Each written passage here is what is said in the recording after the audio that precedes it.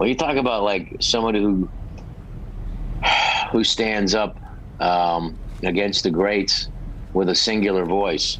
All you need to hear is one. It's like those great jazz musicians. You can tell the difference between Dexter Gordon and John Coltrane, you know, and just in a few notes, whether it's and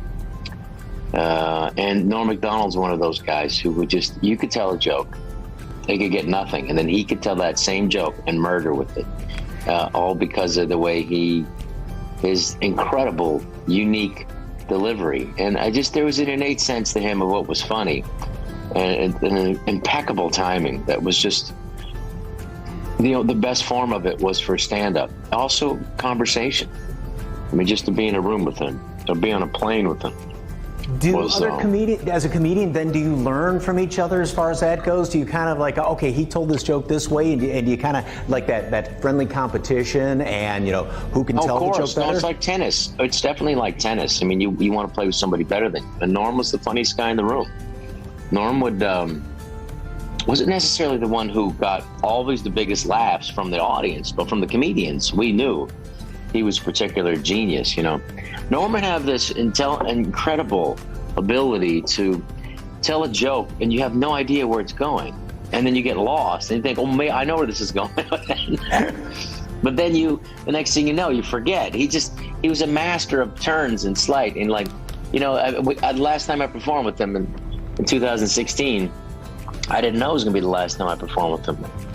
I just found that out in my old pictures, and he was like about ready to light a cigarette, and then he would tell a joke, and then you know, and then it was just anything that could be funny, you know. And all afternoon, as we do this, you've been playing on and off with a cigarette. Do you smoke? I quit smoking a year ago. Good for you. Thank you. You quit smoking. Yeah. And when you smoked at the Tomorrow Show, we puffed. We didn't smoke. We puffed. You probably caused many children to start smoking. So you hold a cigarette and you never light it? Yes, it helps me. I have an oral fixation, the doctors tell me. That never... I'm like Beretta. Like he did this thing about like this joke, which I just thought it's just genius. He said, you ever find yourself in the middle of a lie and you realize, wait a minute, there's no possible way that I could benefit from this lie. Why am I lying? Like, hey, you see the new Star Wars movie? Yeah. And that's the joke. I'm trying to become a better person. Try not to lie as much as I used to. You know, you ever lie for no reason, you know? Usually there's a purpose to your lies, but sometimes, you know, just a big lie will spill out of your evil head there. You know, you don't even know why, you know, like, a guy will come up to you and go, hey, you ever see that movie with Meryl Streep and the horse? Then you go, yes. Then in the back of your head, you go, what the hell am I lying about over here? I stand to gain nothing by this lie. The hell am I thinking back here in my head? It's the timing, it's the idea, it's the pause, it's the kind of, you know, he was very proud of the fact that he would always play, you know, he was the smartest guy in the room too, the most well-read, you know, and maybe I would read one book on an author. He read them all. Yeah. And, but he always said, you know, these guys are trying to play more than you. The audience don't like that. They don't like that. They want somebody that, like, you know, Charlie Chaplin was the biggest star in the world because he was less than everybody else. He said, look, you know, look at that guy. Yeah, my life's tough, but look at that guy. And he's right. Yeah. And that was a big influence on me. But I will perform this weekend. I was thinking about not coming out. Just like, but I don't know. Norm wouldn't want that. I'm going to go perform and dedicate it to Norm, and I'll do some of Norm's jokes. You know, really smart. You know, he was like a math genius, and he was extremely bright. So one time we were doing a show in Biloxi, Mississippi, and I'm not like him at all. Except if you say to me like, you can't say that or talk about a certain thing or don't say that, I'm like, well, now I have to. It's just kind of your instinct as a comic to bug people. Yes. You know, right? Like, don't do that. It really bothers me. And then you're kind of a jerk, and they're like, oh, you mean like this? So so we were doing a show, and I opened for him I did about, I guess, 15 minutes or 20. Then he headlined, but it was for a what do you call it?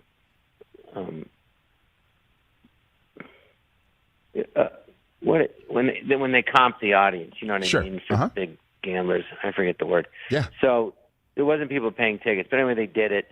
We did it. So he's doing the show, and he's very funny, but he's dirty. So all of a sudden, someone yells out, "Well, we don't like that kind of talk." So there's about, I don't know, 400 people there, and he goes, "Well, how many of you don't like that kind of talk?" You know, and it was like practically the whole room. He goes, "Well, how many of you don't mind?" And it was like 20 people. So he goes, or 10 people. He goes, "Well, I'd hate to disappoint those 10 people because the rest of you don't like it." And then he just got dirtier. You know? And I'm just like crying, laughing, you know, because the audience wasn't even laughing, but he just, you know, and that was a typical him. As you can see, he has wavy hair. It's waving goodbye on account he's going bald. I remember the joke was like, your face looks like cauliflower, you know, like you look so ugly, your face looks like cauliflower. And then people would laugh, and Bob was laughing hysterically because, yeah, like a cauliflower. No, the audience wasn't laughing at all. No. Yeah. They put in laughs afterwards, but I was there on stage. No, but Bob has a beautiful face like a flower. Yeah, cauliflower.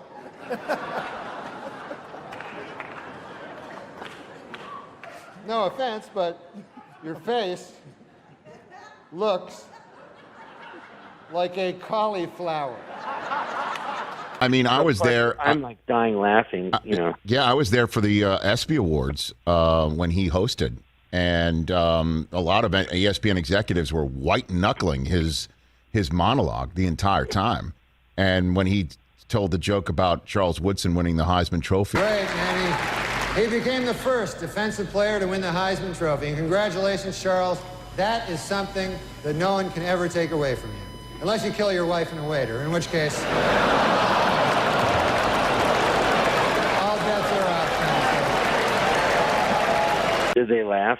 Well, there was a lot of, I think, sort of whoa and nervous laughter, and then cutting away to athletes who were just like shaking their heads like they didn't know what to do. They had no idea what to do with their faces, you know, at that time. Right, it's like that. And he you know, you take a big risk when you do that. I mean, he did that at the casino. We were banned I couldn't work there for 5 years. Really? Are you serious? Mm-hmm. He got banned from that casino in Biloxi, Mississippi? Well, and he was gambling, and he got caught counting cards. Oh, there's that, too. Well, I mean... So the combo...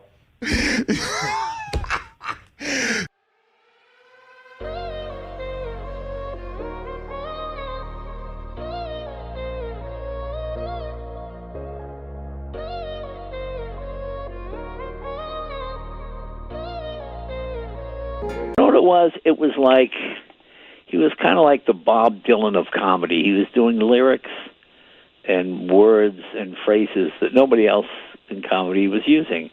And it wasn't that he told jokes as much as just told stories in a funny way and had a just funny inflection. It was truly an original. I mean, that was, you know, everybody else wrote jokes. He talked funny.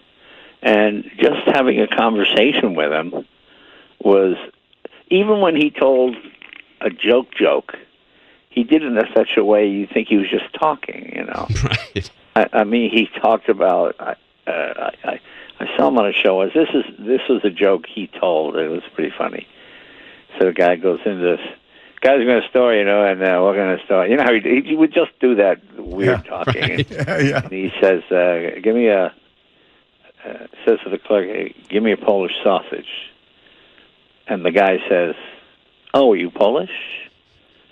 And says, first of all, it's very insulting, okay? I come in for Polish, tell you after I'm Polish. He says, you know, if I came in and asked for a pizza, would you ask I'm Italian? If a Chinese food, you say, are you Chinese? well, why did you ask if I was Polish? And the guy says, because this is a hardware store. And it was, I mean, he told it much funnier than I told it. I don't think it was his joke, but it was one of those jokes that goes around. Right. But when he told it was just so hilarious. I mean, and it's so deadpan, and it's such a, him, Bob Newhart, they're just legendary guys. And he was not a guy, I tried to teach him how to drive. I had him on my show, the car show, and we went out to the racetrack out of Willow Springs, right? And like, hey, Norm, we gave him an Alfa Romeo, And I goes, this is the steering wheel here? Yeah, that's the steering wheel, Norm. Okay, and I'm riding next to him. And he's going 18, 19 miles an hour. He goes, oh, this thing is pretty quick. I go, no, it's not, Norm. You're only going 18 miles an hour. I never knew how he even got around L.A. because he never drove. So this was before Uber or anything, Right. No, you would always ask friends for a ride. Always. Yeah. So I said, well, Norm, let me show you what it can do, So I get in the car, I go a little fast. I'm going 25, 30. He's going, hey, whoa, hey, slow down there. Hey, take it easy. Hey, take it. I go, no, we're going 35 miles an hour. We're on a racetrack. There's not even another vehicle on the course. And he was hilarious. And he was, at one point, he got it up to 50 miles an hour. He's like, oh, this is really flying. Hey, we're moving here now. Hey, that whole thing. And, he was just great. He was just great. Still have your foot on the brake. Going to put it in drive. All right, let's proceed forward. By pressing the gas. Yes. Take your foot off the brake. Just lightly press the gas, right? Yeah, there you go. There you go. There you are. And obviously turn the wheel right to go around. Yeah, okay. My God, I'm a good car driver. How do you get around L.A. without a driver's license? Uber? So Uber must be like a godsend for you, huh? Yeah. Oh, my Lord. Wait. That's not the... That's great. You know what happened there, Jay? You were going 24 miles an hour. Was that it? Yeah, you're going 24. I confused the brake with the gas momentarily. Oh, okay. Yeah, that's not a good thing, dude. Well, look, you're going 47 now. This is a new record. It's a new record, man. This is fun. Oh, my Lord. Wait, Jay? Okay. You're doing all right. He was, if you didn't know he was Norm MacDonald, you think he was just some sort of odd character, Right. But truly a character in the best sense of that word. He was a great impressionist. He did a great Burt Reynolds. Oh, that was brilliant. Oh, yeah, right. I mean, right down where you thought, is that Burt Reynolds? Hey, check out the podium. Look at this. Mr. Reynolds has apparently changed his name to Turd Ferguson. Yeah, that's right. Turd Ferguson. It's a funny name. Great. He did a great Letterman. I'd never seen anybody do Letterman. And he did a great Letterman. It was really, really, I think even Letterman was like, whoa, You got any gum?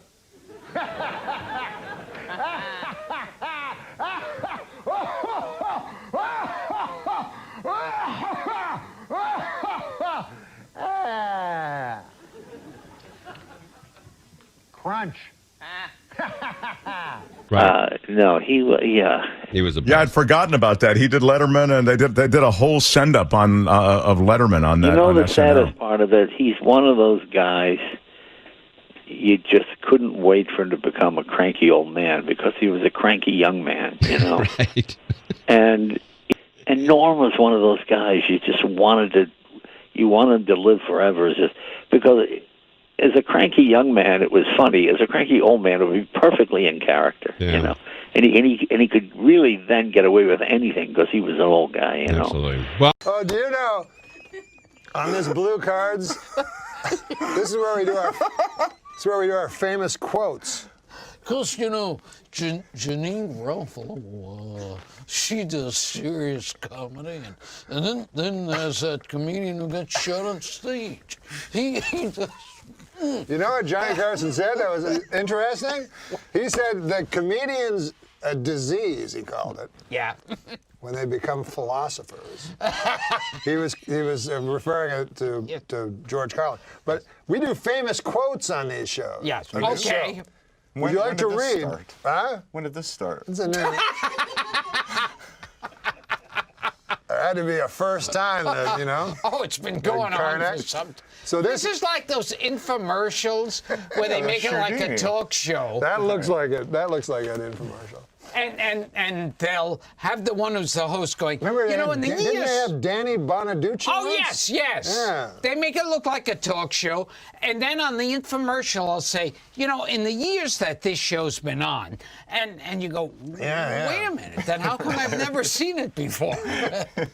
But this is seriously a famous quote. Okay, all right. You know our new segment? Famous quotes. This is going to go over real well. Spiro Agnew. Spiro Agnew. I can do one. I remember one card. I goes, you be Ed, okay? Okay. Mount Baldy. Mount Baldy. That's what I said, Mount Baldy. What did Yul Brynner's wife do on their wedding night? That was a great one. And what about like when you were a kid and you saw The Tonight Show and you go, Burbank, that's funny. Like you go, we're having an affair in Encino, and you'd laugh along, like, you know, even though you didn't know. And well, on Laughing, they'd always say beautiful downtown Burbank. Yes. And then you go, it must suck, it must be funny. Oh, yeah. So are you going to read your famous quotes? No. You read your... And then there was a joke that started after Carson was off the air already. Yeah. And this was, but it was a popular sick joke. And that was Christopher Walken. And Christopher Walken. Yeah. What's something you never see at the Reeve household? Oh, God.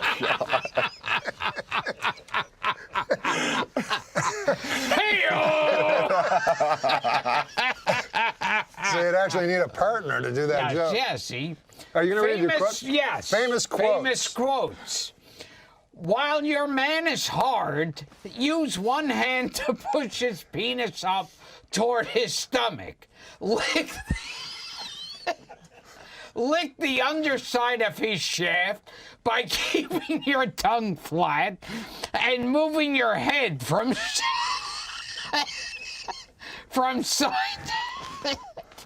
side to side to cover more surface area. Barbara Bush. Oh, that was Barbara Bush. I remember she said that in the State of the Union address. I found these in a book, Famous Quotes. This one I wasn't aware of. Well, let's give another one to Gilbert. Yeah, I think so, yeah. Okay.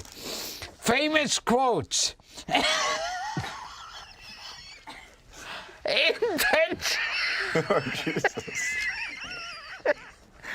Intensify his orgasm by placing two fingers an inch behind his balls and feeling for a dent. It's the perineum, a big pleasure trigger. For the last 30 seconds before he comes, massage the spot in a circular motion. Henry Kissinger. Oh, that was Kissinger. Some people say he was a war criminal. Yes. But I don't know about that. You see, it makes more sense with a German accent. No, Kissinger was he went out famously with Jill St. John. Oh, yes. Yes. This show could do well in the 70s. Yes. See, this is kind of education. Yeah. Adam Egget, he doesn't know hardly nothing. And yet he's manager of the world famous comedy store.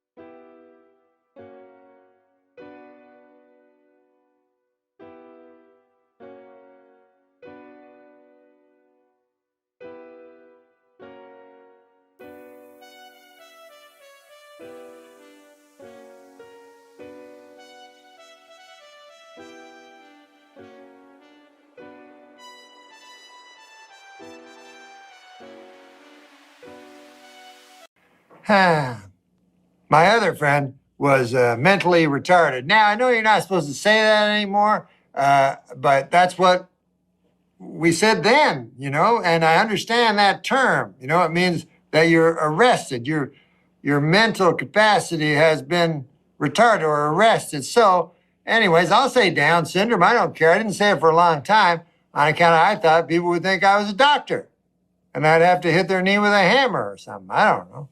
But anyways, I love my best friend had Down syndrome, you know? I love people with Down syndrome. I wish I had Down syndrome. And I'll tell you why, because they're happy. You know what I mean? They're happy. What's wrong with that? Man, I wish I was happy, you know? I was happy when I was with my friend. I'll tell you that. I would love to have a friend right now, because how often are you happy? You ever be happy? It happens once in a while, you know? With me, it's usually when I wake up. You know, I wake up, I go, goddamn. I'm glad I bought that Tempur-Pedic pillar. That was the best purchase I ever made. But then the light comes under the door and bathes over you, and then your life comes in and gets all over you like a cobweb. You're like, God damn, huh? That's not fun. But you ever go into the mirror and look at yourself? I'm not talking about physically, but just eye to eye. You know, and then you go, oh, good God, what's become of me? I'm going to go back to bed and cover myself up. That's when I would like to have a mentally retarded friend next to me, a guy with Down syndrome, to go, I like bananas. I go, God damn, I never looked at it that way. I like bananas too. You go, they're yellow. I go, God damn, you're right, they are yellow. Ha! What say you and me go buy a yellow banana? See, people get mad at me, and yet, you know, they pity them. I envy people with Down syndrome, you know? And they pity them. Now, who's the bad person in that scenario? I tell you right now, man, if there was some sort of injection where I could be Down syndrome, I'd take it because I'd love to be happy all the time, you know? And some people go, oh, they're mentally retarded people aren't always happy. I go, well, I never seen, you know, like you ever see a cynical Down syndrome guy, you know? You ever see a guy go, fuck bananas, they're yellow, I don't care. Who cares? I never seen it. But happiness, the thing we strive the most, people pity these people that have it, you know? Like they'll look over a group of people with Down syndrome and go, oh, man, look. Breaks my heart when I see them. You know why? They're happy, right? It's on account of they don't understand life's horrors. Makes me sad. Makes me shake my head, sadly, like this here. And you know the saddest part of all? There's no cure. They'll probably die happy.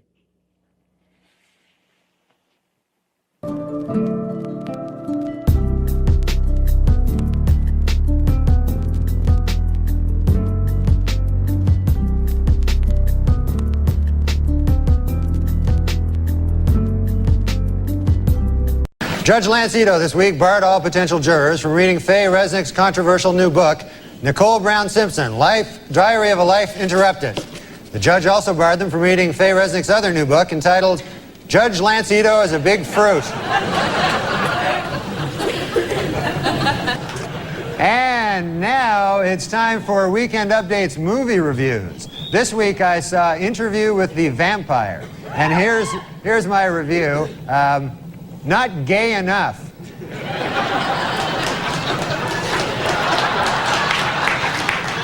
This week, a court banned gays from marching in Boston's St. Patrick's Day parade, but they will still allow them to be beaten up by drunken Irish guys.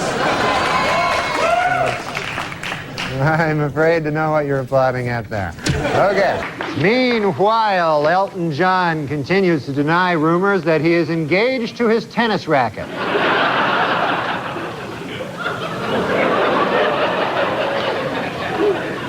Well, if I can be allowed a personal opinion, you know, I think Harrison Ford's new mustache works.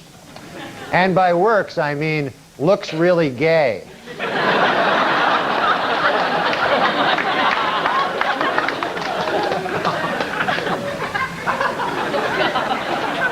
In overseas news, an attempt to lift the ban on gays serving in the British Armed Forces has been defeated in Parliament. This raises a difficult legal question. How do you exactly tell if a British guy is gay?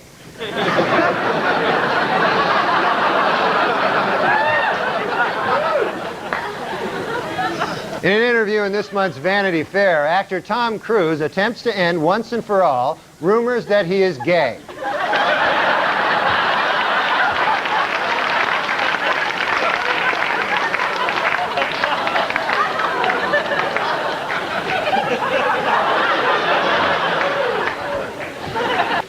Meanwhile, the U.S. Army is dealing with a scandal of its own as dozens of female recruits have charged drill instructors with sexual harassment, intimidation, and even sexual assault. Analysts are calling it the best argument yet for gays in the military. Jonathan Schmitz, the Jenny Jones guest who killed his secret gay admirer because of his fear and hatred of homosexuality, has been sentenced to 25 years in prison. Well, I guess that plan backfired, huh?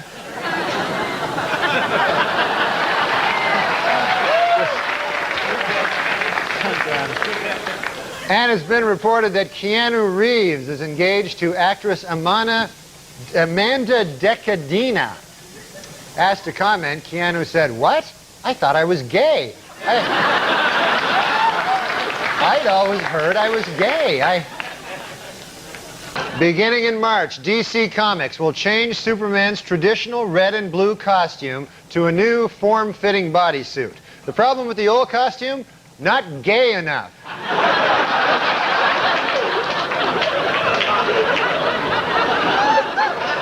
What the hell's going on in the country? That's not Superman. All right. TriStar's Picture is planning a film about the 70s disco act, The Village People. While the movie will be coming out next summer, it plans to wait until Thanksgiving to come out to its parents. The artist formerly known as Prince says he now wants to be known as simply the artist. Meanwhile, I will continue to refer to him as simply the fruit.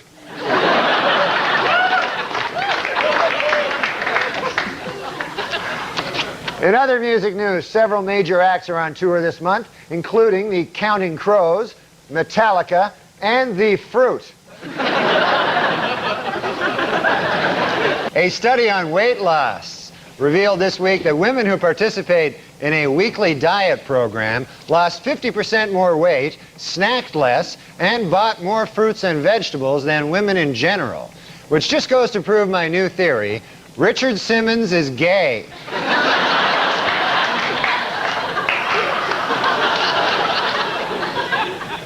Our top story tonight. This week, after months of speculation, sitcom star Ellen DeGeneres finally admitted that yes, she is gay.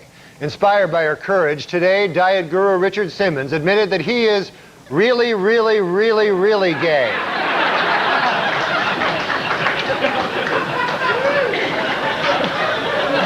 I'm scared of letting go, go, go. I'm scared of letting go, go, go. I'm scared of letting go, go, go. I'm scared of letting go of everything. I'm scared of letting go. Well, according to a new Entertainment Weekly poll, 72% of their readers say they would not be offended if a TV show lead character were gay. Though that figure shrinks to 1% when these same readers are reminded that being gay can involve anal sex.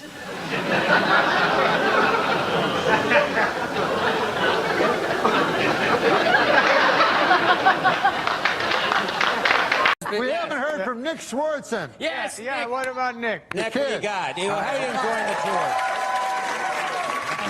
My favorite, going back to that text thread, and it was the last show at Mohegan Sun, and we were exhausted, and so we all slept in. And I woke up at 11 a.m., and Norm had texted everybody at 8 a.m. He goes, "It was." And he go, "Hey, anybody want to get breakfast?" And we were all asleep. We were tired. And we all woke up at like 11, and then I text everybody. I'm like, "Hey, does anybody want to get breakfast?" People were like, yeah, let's go eat. And then Norm got mad at me for like 2 days. He was like, I had the idea for breakfast. He goes, you took my idea for breakfast. I thought of that 6 8. I thought of that first. That's my idea. Breakfast is from my act. These showbiz folks get up. These showbiz folks get up late. Yeah, all right. I get up early. I get up so early, I wake up the rooster. Okay. I'll tell you, I have so many Norm stories, but this is one of my favorites. And I was on tour, me, Sandler, Spade, Rob Schneider, and Norm was kind of like the wild card. He would pop in for certain dates. So we're, I believe Mohegan Sun in Connecticut, and we're backstage. Everyone's in Sandler's green room talking, shooting the shit. And me and Norm are in the hallway hanging out. And I don't know why I did this. This long hallway, and this guy walks in. Way down the hallway, he walks in the door. And I'm like looking, and we're always kind of suspicious about people that come backstage. And I go, I think that guy's a gun. And Norm goes, what? And I go, I think that guy's a fucking gun, dude. And he's like, oh my God. And he runs into Sandler's room and he goes, there's a gun. There's a man with a gun. And I was like, no, there's not. I was, no, I'm joking. There's not. And he goes, no, next to there's a guy with a gun. And Sandler goes, what the fuck? There's a guy with a fucking gun? And Spade's like, oh no, what the fuck? What's good? And I'm like, no, there's no gun. There's no gun. I was making like a joke just for Norm. And Norm's like, what? How's that a joke? And I'm like, I don't know. And Sandler was like, what the fuck is wrong with you? And I'm like, I don't know, man. Spade's like, yeah, real cool, man. And I'm like, I'm just gonna go to my room. And Norm's like, yeah, I thought there was a gun. I'm sorry, Nick said it. I'm like, good Lord. Real buzzkill. And the guy walked past, it was a security guard. But yeah. So he really did have a gun. He didn't have a gun, but he just looked like somebody that would have a gun. Do you remember the time you called me up one day? You go, hey, what are you doing? And I'm like, I'm watching baseball. And you're like, can you pick me up? And I was like, I don't drive. I go, I'm already at the bar. I already had a couple of drinks. I want to drink and drive. I'm like, it's not far from you. I'm like, you want to take a cab? And you're like, yeah, all right, I'll meet you in a couple minutes. So I'm like, okay. So I wait. I watch a full game. I watch another full game. I watch half of another game. It's 8 o'clock at night. And I'm like fucking hammered. I leave the bar. Norm's walking into the bar. It was noon when he called me. It was 8:30 at night. And he goes, I know. Where are you going? And I'm like, I'm fucking hammered. I'm going home. He's like, I just got here. And I'm like, I know. You're 8 hours late. Like, well, have a fucking beer. Right? Being weird. I'm like, I'm not. I want to go. I can't walk or see. It takes me a long time to get stuff. We hate the most.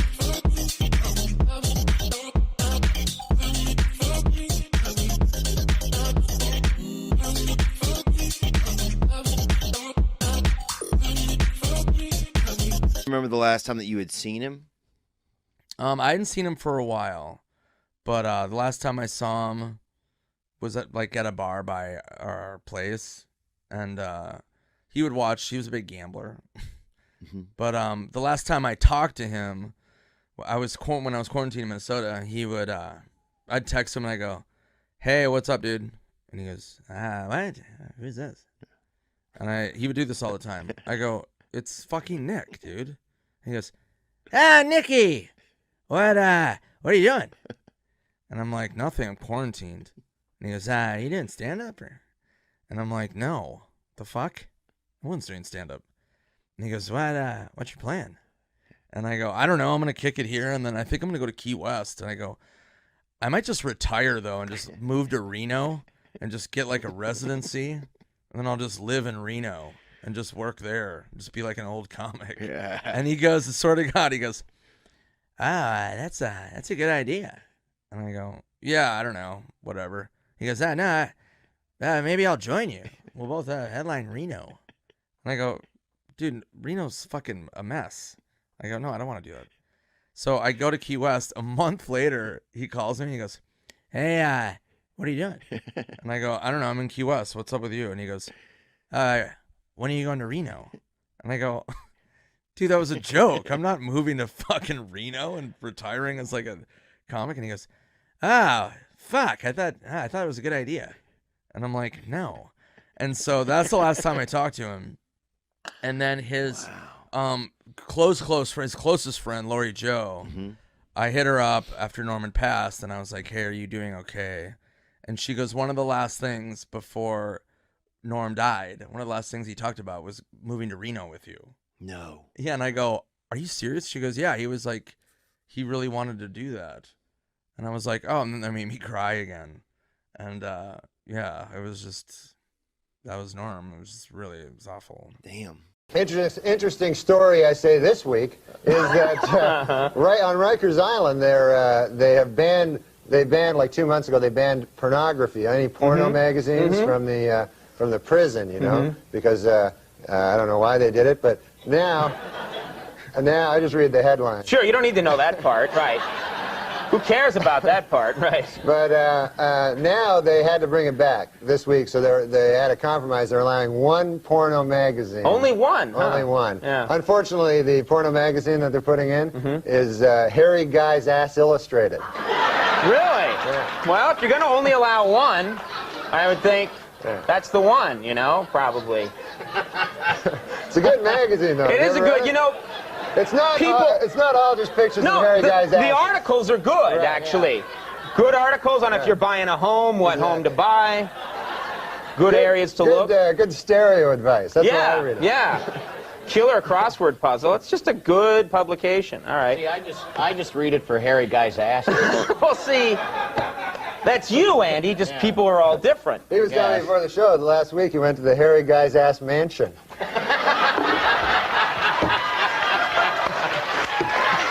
Great. Why didn't you... Andy has all the fun. He gets to all the big celebrity parties. Right. Him and Jimmy Kahn.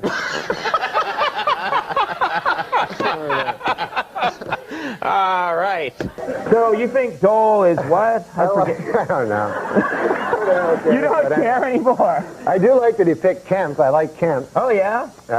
He had a strange thing. Did you hear that quote he said? He said he's closer to minorities than the other candidates because he says he's showered with a lot of black guys. Did you hear that? What? He says because he used to be on the Buffalo Bills. That's right, he was a football player. Is that true? He said that? Yeah, he said that the other day. He said he has a closer feel for the minorities because he's showered with so many black guys. But, you know, I don't know if that's how you want to pick your presidents, right? Showered with a lot of black guys? I don't know. I mean... You're picking Dole because he can do an impression. Yeah, you know, your reasons aren't much better. If I was going to pick a guy just because he's showered with a lot of black guys, I'd pick Andy or something like that, you know? You know? People don't have to know that. No, he used to play ball. He used to play college ball. Sure, he was, yeah. In every branch of the armed forces. Do you have a hero? Norman Fell from Three's Company. That's your hero? Yeah. Mr. Roper. Yeah. Oh, Mr. Roper? Yeah. That's not a good hero. That's all I got. Better than this guy's hero is some gay porn actor. Anyway. What are you talking about? What? I don't know. Insane. No. What are you saying? Let me tell you something about gay porn. Seriously.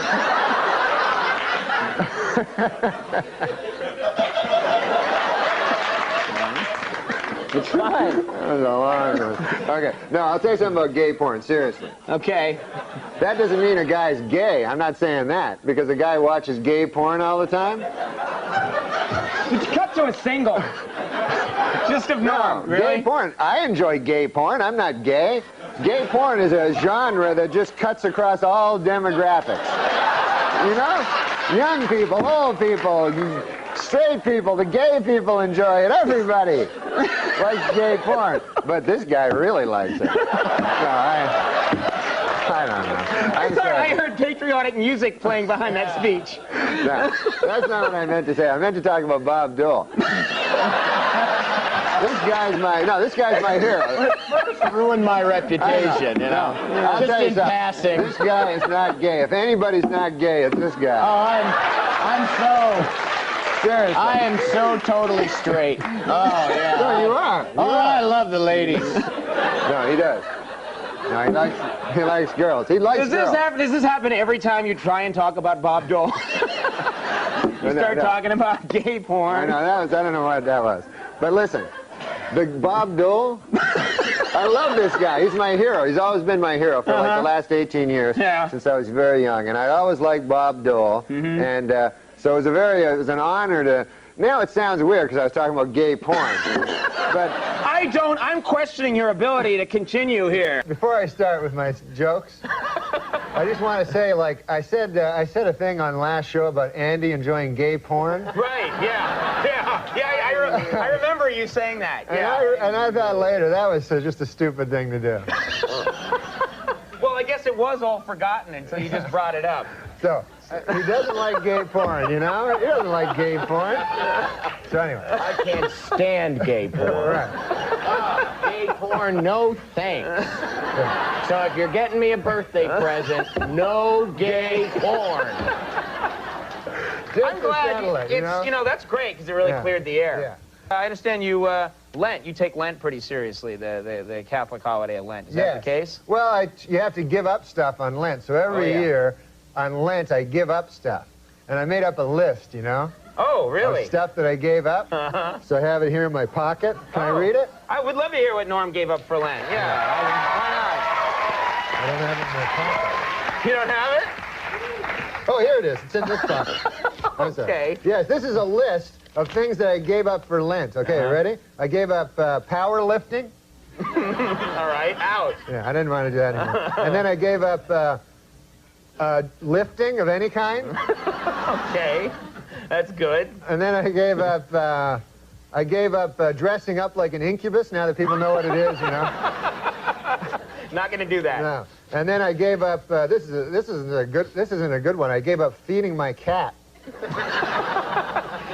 You got to break that habit. Yeah, that's not good. Lent's a good time to do that. So that's. Oh, and then I gave up spending thousands of dollars trying to methodically seduce Andy's wife.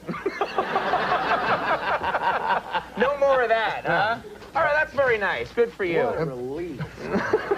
Plus, it gets in the idea that Andy has a wife. Andy has a wife. Oh, he does. I know. I have a wife. I know. And no, he has a great wife. I don't like gay porn. No, he has an excellent wife. Don't like it. Well, Not for okay. me. What we're going to do is we're going to take a quick break, and then we're all going to confer with our lawyers. And then we're going to come back, and we'll have more with Norm MacDonald in just a second.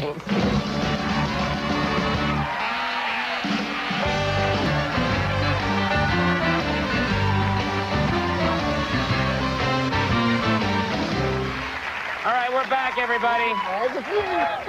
Stop comparing notes on gay porn, all right? No. We were actually talking about the Sports Illustrated, the swimsuit issue. Oh, yeah. You guys like that issue. No, I love it. Andy said it's his least favorite Sports Illustrated. Oh, shut up. He says he can't. Never mind. I'm going to say something. Andy, it's like quicksand. If you struggle, it gets worse. I know. You just got to sit very still, and it'll go away. Say something bad. You're in Los Angeles now, okay, and you're doing this show. Do you like the L.A.? You like it there? I don't like it that much. No. Why? Why don't you like it there? It's beautiful, and I think you'd. No. Well, it's hot. You know, it's really hot. And is that what you're getting to? I don't know. I thought you had a story about being in L.A. Do you want to talk about midgets some more? Just whisper the story in my ear.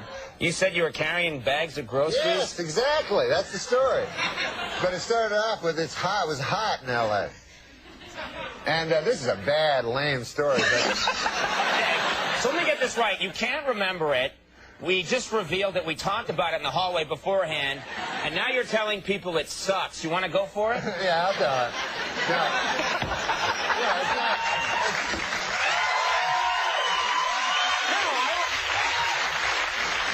I want to see him do it now. Okay. So We've set up a lot. You're going to make me cry.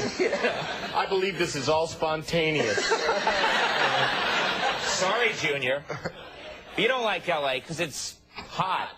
I was talking to Andy before the show, and apparently I made a mistake one time in the show where I intimated that maybe Andy was into gay porno. You remember that?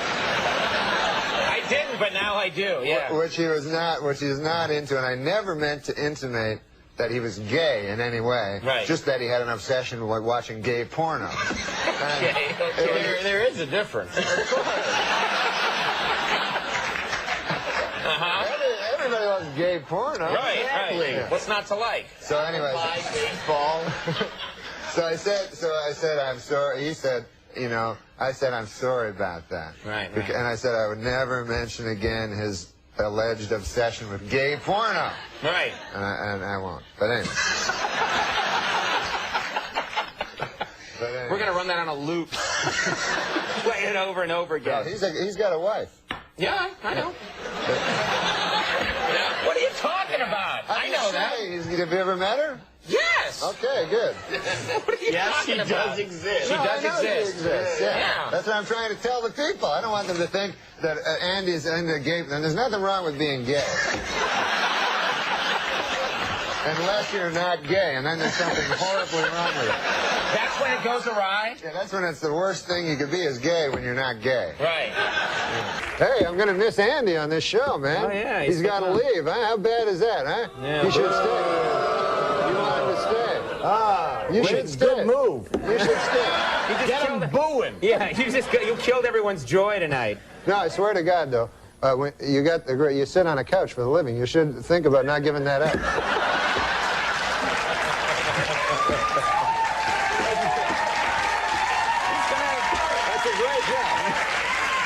That's a great job. You sit on a couch, and you sit on a chair. It got to be too much, though. I'm looking to lay down. Got to tone it down a bit. No, but you're a great man, and I'm going to miss you on the show, man. You're a great man, isn't he? Thank you. Great. Maybe he'll change his mind. Maybe. I keep asking him. Yeah. He's like, nope. Maybe if the internet, they start like writing "Save Andy," you know what I mean? It's not save him because he's leaving. His choice. Yeah.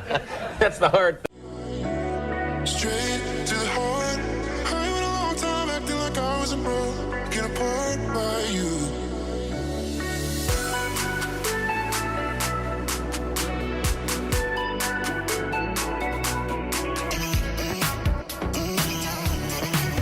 He's good, man. That's a can-do, Norm. You came charging out like Yeah, because Peter, look at this audience, man. They don't care about that. Why? They like jokes.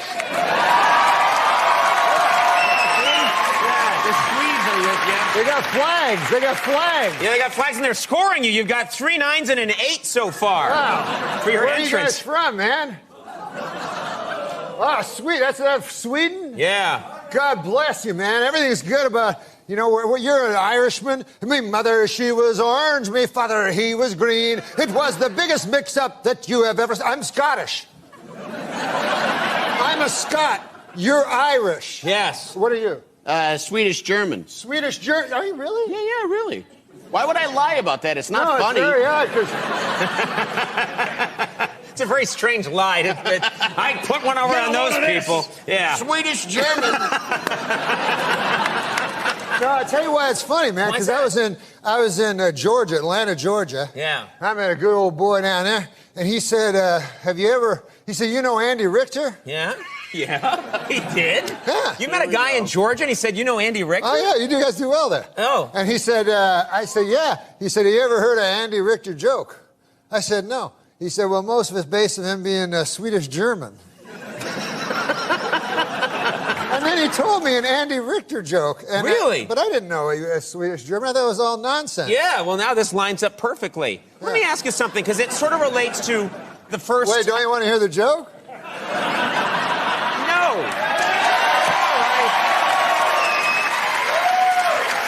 Oh, you're down to 6. You're down to 6. All right, this joke will get you back up. You can get him back. Let's hear the joke. Well, the fellow says, he says, you ever hear the time about the old prospector? That's how he talks, you know? Yeah. He says, man, there was an old prospector, and he was prospecting for gold, and he was having a hell of a time getting any gold. You know? It was an empty stake, I believe. And he said he'd come into town one day. He'd been in the mine for a good 8 months. He said, by God, he said, I'm only flesh and blood. Sure. Yeah. And I need a woman, you know. And so he goes into town. He goes up to the bartender. He says, bartender, he says, man, I've been in that mine for a hell of a long time, and I'm only flesh and blood. I need a woman. Well, the bartender says, hell, there ain't no women in this town. If you want to do any of that business, all we got is Andy Richter, the Swedish German.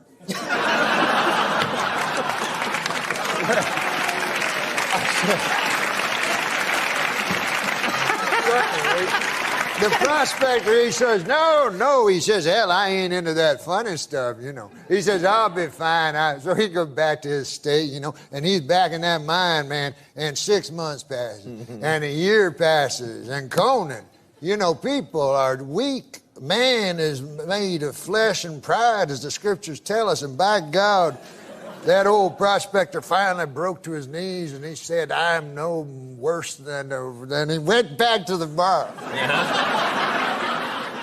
He was a beaten man. He says to the bartender, he says, hell, man, I've been in that place 2.5 years. A man has needs, and if you say there's no women in this here town, he says, well, I'll have to go for Andy Richter, the Swedish German.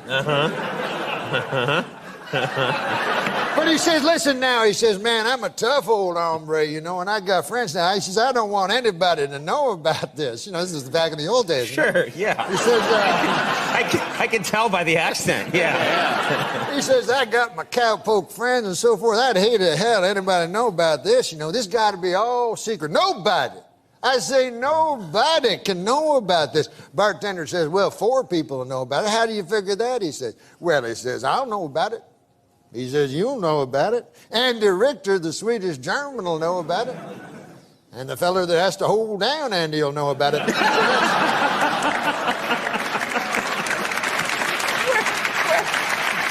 Why?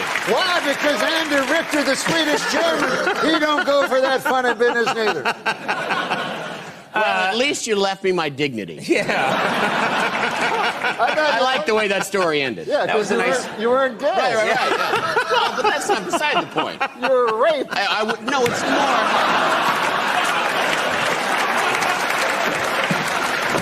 It's more that I wasn't prostituting myself. All right, everybody, we're back. Ladies and gentlemen, for the last 5 seasons, my next guest has played Allison Parker, one of the many dysfunctional but gorgeous residents of Melrose Place. Please welcome Courtney Thorne-Smith.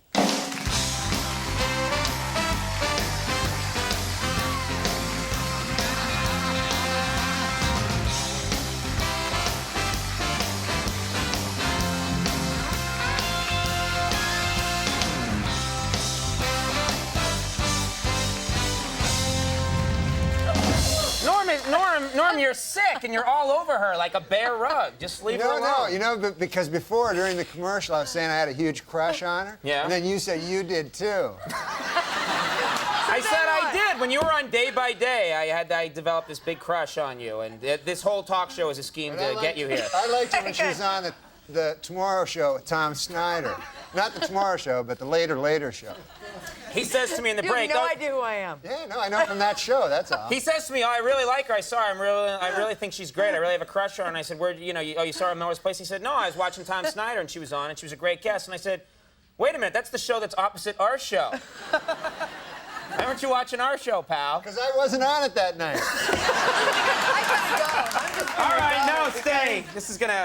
We have exciting stuff to talk about. You've been on this show, Melrose Place, for 5 years. For 5 years. And now you're leaving. Why are you leaving? It's time. You know? I mean, how many times feel have like you be Oprah. fired, rehired, drunk, sober? I understand. I know. I Thank understand. you. Yes, I see. You mean you got tired of because they had your character pretty much go insane, go through all these really weird. Allison has been through so much. I was sexually harassed, carjacked, had an affair with a married man who then tried to rape me and then shot himself while on the phone with me. I was drunk, sober. While getting sober, though, I got to have an affair. Did he do all that stuff while on the phone with you, or just shot himself? Wait, I'm curious. No, I was on the phone in the office, which makes it really awkward. All right, okay. And he was in Seattle, and he shot himself. Oh, my God. While he was on the phone. I know. Yeah, and so you finally said there's no more that this character can do, right? I can't do any more. I've been married and divorced and widowed, and it's too much. What's going to happen in the season finale? Can you give us a tip for all those fans out there? What's going to happen? I can't tell you. Okay. You'd be mad at Good me night, if I everybody. did. We had a good time. No, I mean, but give us some sense of, like, is it one of those? Because every year they try and have a season finale where everybody gets into a Zeppelin and blows up, you know? Something. Well, now you've given it away. It's a Zeppelin. It's a Zeppelin. All right. Are you talking about Melrose Place? No, because You're the biggest ass I ever met. I love you for it. No, because I swear to God, and when I lived in L.A., I lived on the actual street called Melrose Place. There's an actual street. There's a Melrose. Is there really a Melrose There's really Place? a Melrose Place. Okay. You all know right. this, right? Yes, it's true. So they opened a restaurant called Melrose Place on it, and then it's right beside my house. And every time I go out, there's all these like tourists, and these tourists, like they're always fat and they're taking pictures, standing in front of this restaurant. Yeah.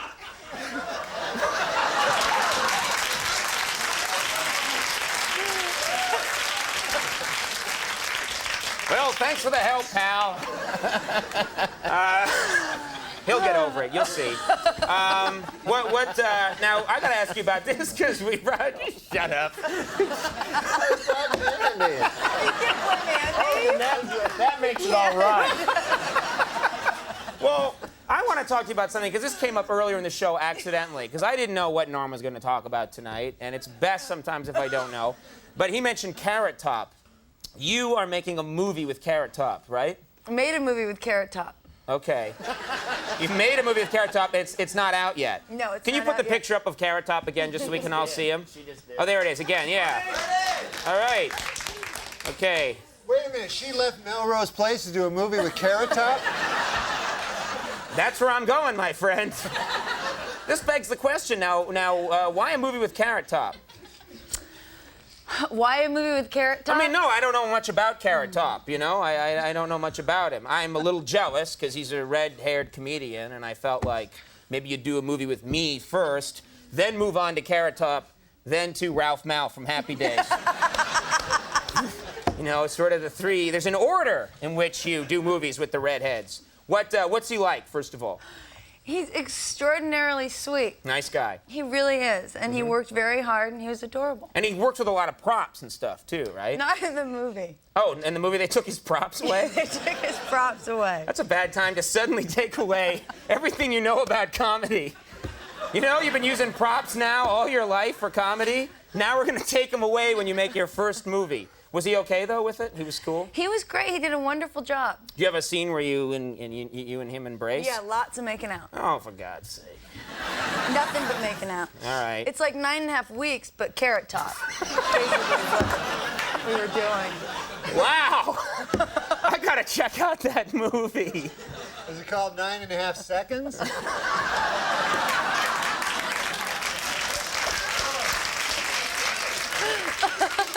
Like he's premature ejaculator. We got it. You know what happened? This is what happened. You know what happened? He said 9.5 seconds, and I'm looking at him because I know there's more.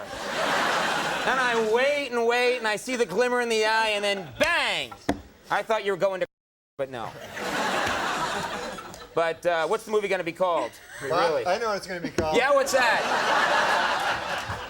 If it's got Carrot Top in it, you know what a good name for it would be? What's that, Norm? Box Office Poison. She's in it. What about my career? Courtney Thorne Smith, the girl sitting to your left, is in the movie. I'm going to go see it for Courtney. After you steer everybody else away? No, I love this girl. I would see any movie with this girl in it. She's a beautiful lady and a talented, nice talk show guest. Okay. As evidenced by her appearance on our rival show. All right, well, there's this 2-hour season finale of Melrose Place. There's this movie coming out. Yes. Title undetermined at this point. Chairman of the board. Oh, all right. Do something with that, you freak. I bet the board is spelled B-O-R-E-D.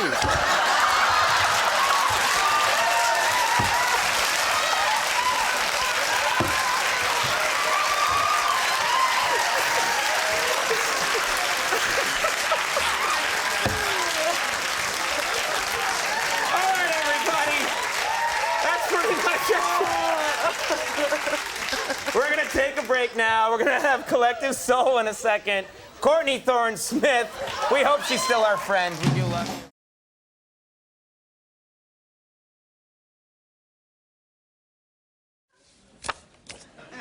Our next guest is a very funny man, starring in his own television program entitled A Minute with Stan Hooper. Ladies and gentlemen, say hello to Norm MacDonald. Here he is.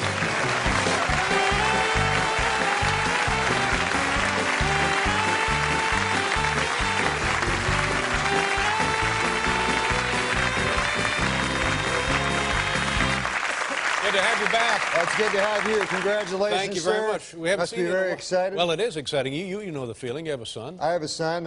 He's older. He's got to be at least 8. Hmm? And but when he's first born, you know, it's the most. You know this, the most exciting thing that's ever happened to me. That's right. You know? Yes. And I'll never forget it. And then 6 months later, I went hang gliding. Way more exciting. Wow. All right. Well, I'll give that a try. Hang gliding, you say? Yeah. All right. Sure. Puts Might that as well. whole having a baby thing right in the dust. Okay. Now, what's new in your life? Tell us about things that have been going on for you. What have you been up to? Not much. I've been. It's a madhouse back there, man, with the animals and Stan Can's back there and the weightlifters. Stan Can is back there? He's there with the animals. No, that's Jack Hanna. Jack Hanna, Yeah. sorry. And what did you ask me now? What's new in your life? How are things going? What are you been up to? Going good, going good. I'm worried about my health, you know. I go out of the Mayo Clinic. You familiar with that? Yeah. Up in Rochester. And I was going to a regular doctor for a while, but these guys suck. They always want to make you feel better, you know, no Right. matter what. You know what I'm saying? Yeah, I guess. They'll take your blood pressure, and then they go, what have I got there? They go, 180/90. You go, what's that mean? They go, I don't know. And then, you know, they hit your knee with a hammer. Yeah. You think that, you know, like from the cartoons, you know? Yeah. And so then they hit your knee with a hammer. You go, your knee goes up, and they go, excellent. It's exactly how your knee should respond when struck by a hammer. So you're saying you didn't feel like you're getting a thorough examination? No, and I wanted thorough, so I thought I'll go to the Mayo Clinic, and I'll get examined by everybody, you know, everybody. I sound like Ed McMahon now. Everybody! So I go there, and I go to all the doctors, you know. I go to the throat doctor, I go to the ear doctor, I go to the nose doctor, I go to the stomach doctor, I go to the ass doctor, you know. The ass doctor? The ass doctor? I'll tell you something, man, that's the most important doctor. I don't know. At first I was a little suspicious because I know that in medical school there comes a time when you have to pick your specialty. Uh-huh. All right, stop it. Stop it. But Stop anyways, the ass doctor is very important, quite seriously. Yeah. Oh, no, because a lot of, and you know, you're very nervous about that examination, Yes, you know, because you know you don't want it to be painful and you know want it to be enjoyable, you know. But that's true. But anyway, so I went to every guy, you know, and every doctor, and I do a thing. I have a little trick with the doctors. I tell them symptoms I don't have, so I get a thorough examination. That's right. So I go to the throat doctor, I go, my throat hurts all the time, a constant pain in my throat. The guy's like, good Lord. So he gives me a real thorough, and then the stomach doctor, you know, and then he checks out my stuff. So real thorough, you know. I don't want to talk about the ass doctor, but I go through all the doctors, you know, and I'm wheezing and coughing, and so then I get the thorough examination. Right. And how did it turn out? Clean bill of health. Oh, congratulations. Absolutely. That's great. That must be a huge peace of mind for you. Yeah. Yeah. That's what it gives you. It gives you peace of mind, you know, for a while. Because doctors really, you know, that's all they can do is give you not bad news. You know, they can only tell you you have nothing. They never give you good. It's never like the doctor will come out and go, good news, the blood test came back, you're immortal. Yeah, that's not going to happen. Yeah, they just tell you, oh, you got nothing yet. Yeah. Keep coming back, and I'll give you this piece of news that'll shatter your life. But, so anyways, about 6 months later, I decided I'll get me some life insurance because I have my kid that's he's got to be at least 6. And I go, I'll get some life insurance because this is irresponsible of me not to have life insurance. So I apply for life insurance. Every life insurance company turns me down. Why? And then I go, holy Lord, something's wrong with me. Because maybe Mayo Clinic lost a file or something. Switch the records? Switch the records often happens. No, I don't think at the Mayo Clinic that often happens. No, not at the Mayo Clinic. No. But at the lesser. The lesser clinics. So anyways, I find out that the insurance company is privy to all the doctor's notes and everything. Oh. So that they have me like with severe abdominal pains and a sore throat, you know, rectal bleeding. Well, of course they're not going to insure you with that. No. So your little scheme backfired. Yeah, I had to get one of the Ed McMahon insurance things. You get like $1 million insurance and you end up paying $500,000 a year for it. What have you been out doing stand-up? I know you're probably really busy with the show, but do you ever get to go out and do gigs? Oh no, yeah, I've been off show business for a while, and I do the smoky nightclubs, you know. And recently I was at a place, and a dude said, "Hey, would you mind going to this hospital, you know, to entertain, you know?" For the orderlies and the people in the hospital. I thought that'd be a nice thing to do, you know, because I don't do a great deal of nice things. So, no, I do. I'm a very nice guy. I know. We've read all about you.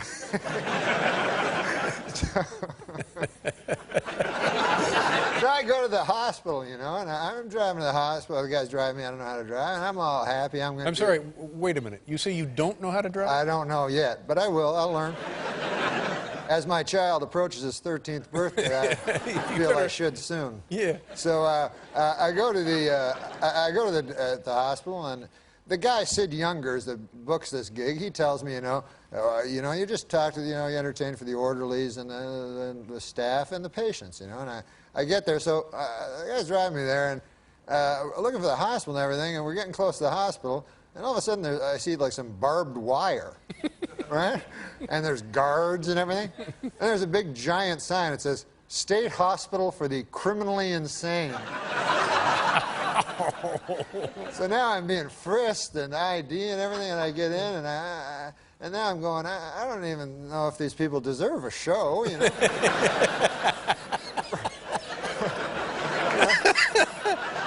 Well, if you can brighten anyone's day, I think it's a nice thing. Yeah, but I don't want to brighten the day of somebody who slaughtered their family last week. So I get in there, you know, and I'm like, all right, well, I guess I'll do it. I'm committed to doing it. I go, well, where do I perform? Like a cafeteria or something? Guy's like, no, we got a theater. Oh, theater. A big theater in the State Hospital for the Criminally Insane. So I go in there. They go, the Statler brothers were here. So I go, all right. So I go in there, you know, and it's a beautiful theater, you know, and it fits like 1,000 people. And there's like 40 criminally insane guys in there. And I don't know what the rest of them are doing. And so I go, and then the guy introduces me, you know, and and he had like an old bio of me or something, I think. And but it was ridiculous introducing me to these guys. Right. And it was like, ladies and gentlemen, you know him from Evening at the Improv and George Schlotter's Comedy Club and all this. Norm MacDonald, you know, and there's nothing. They're all muttering criminally insane things to each other. And so I'm walking. I've never had this. I'm walking toward the mic, and I start getting heckled. Like before I'm You're not even on stage. Yeah, I'm like 15 feet from the mic, and I hear, "Nice shoes, bitch." Oh, that's not good. That's not good. So I go up, and then just all kinds of insane things. One guy goes, "Where's the Statler brothers?" And then the other guy's like, "Yeah, what is with those shoes, bitch?" And I'm not even at the mic. I didn't even get to the mic yet. So I get there, and then as soon as I start talking, I start with my answering machine bit, you know, and you know that. Yeah. So I'm like, anyone have an answering machine? And they're like, go home! Go home! They keep yelling. Yeah. So I just had it, and I said to them, well, that's the beauty of it. I can. and then you hit the road. A Minute with Stan Hooper, Wednesdays at 8:30 at Fox. Norm, a pleasure to see you again. Thank you very much for being here. Norm MacDonald. We'll be right back with Jack Hanna, everybody.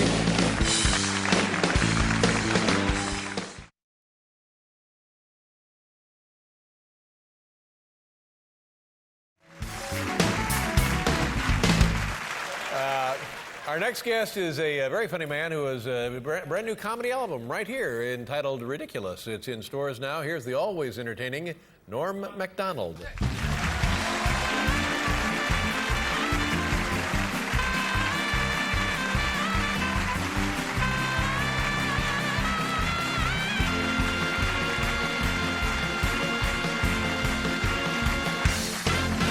Norm, you look great. I do, yeah. I mean, you do too. Well, thank you very much. We haven't seen you in a while, and you look like you're really in shape. Are you taking care of yourself? You working out? What's going on here? I'm all right. My cholesterol was, I had problems with my cholesterol. yeah. So I went to my doctor last year, and I got my cholesterol checked, right? And then I came back again this year, and he's like, how are you doing with that cholesterol? And I go, I'm not doing anything. And he goes, well, I'm looking at your file here, and last year it showed that your cholesterol is alarmingly high. Oh, my. So I go, well, you didn't tell me that. And he said, I told you that. And I go, no, I would remember that phrase, alarmingly high, you know? So he says, well, let's do it again, you know? And I go, well, all I've been doing is eating cake and, swallowing, chugging half and half. So I go, I know that the test... Chugging half and I know half. the test will come back, and it will be whatever the word is that's worse than alarmingly high. Right. You know? So I was so scared, you know? So it comes back, and it's really off the charts, you know? And I'm like, geez, man, are you going to have to do a Letterman on me there, you know? And he goes, so he goes... Because I don't like that stuff. And he goes, no, we haven't reached that level yet. You know, your cholesterol's high. You can lower it, but he goes, I have to warn you, you have to lower it, or we're going to have to do a Letterman on you. Yeah, so I said, okay, you know, and I went on this incredible, I did it myself. I just checked the www computer, and I found out all the things. And in 10 weeks, my cardiologist was stunned. Yeah. She's worked in the field for 26 years and never seen it. But anyways, from 296 to 120. Whoa, wow.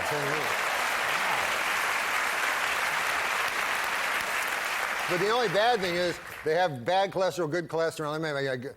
One of the cholesterols didn't change, and my cardiologist explained to me that cholesterol can only be changed by exercise. So I was like, geez, you know. So...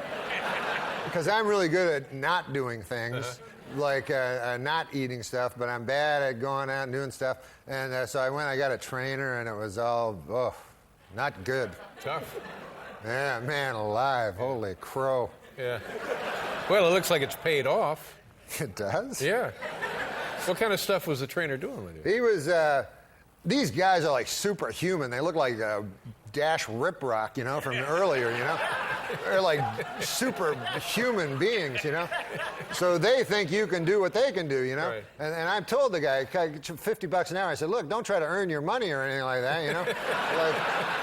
All I want to do is get my cholesterol down. I don't care to have a vein in my arm. Yeah. And, you know, no use for abs. I just want to not die. So, but he's like, I know what you can take. I know what you can handle, you know? And I'm like, all right, you know? So he's got me doing them bench presses, and then he'd do this trick, he'd go, okay, we're going to do 15, you know? And he'd go, 5 more, 3, 4 more, 3 more, 2 more, 1, and 10 more. And I go, what the God?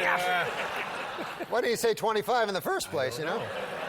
So anyways, I'm in the gym there, and we're doing the things, and over in the corner, a fracas happens, a little thing. What happened over there? And it turned out, guy had a heart attack. And they took him away. I'm like, what the hell? He's like, yeah, man, I hope they don't have to do a Letterman on that guy, you know? All right, Norm, stay right there. We'll be right back with Norm MacDonald, everybody.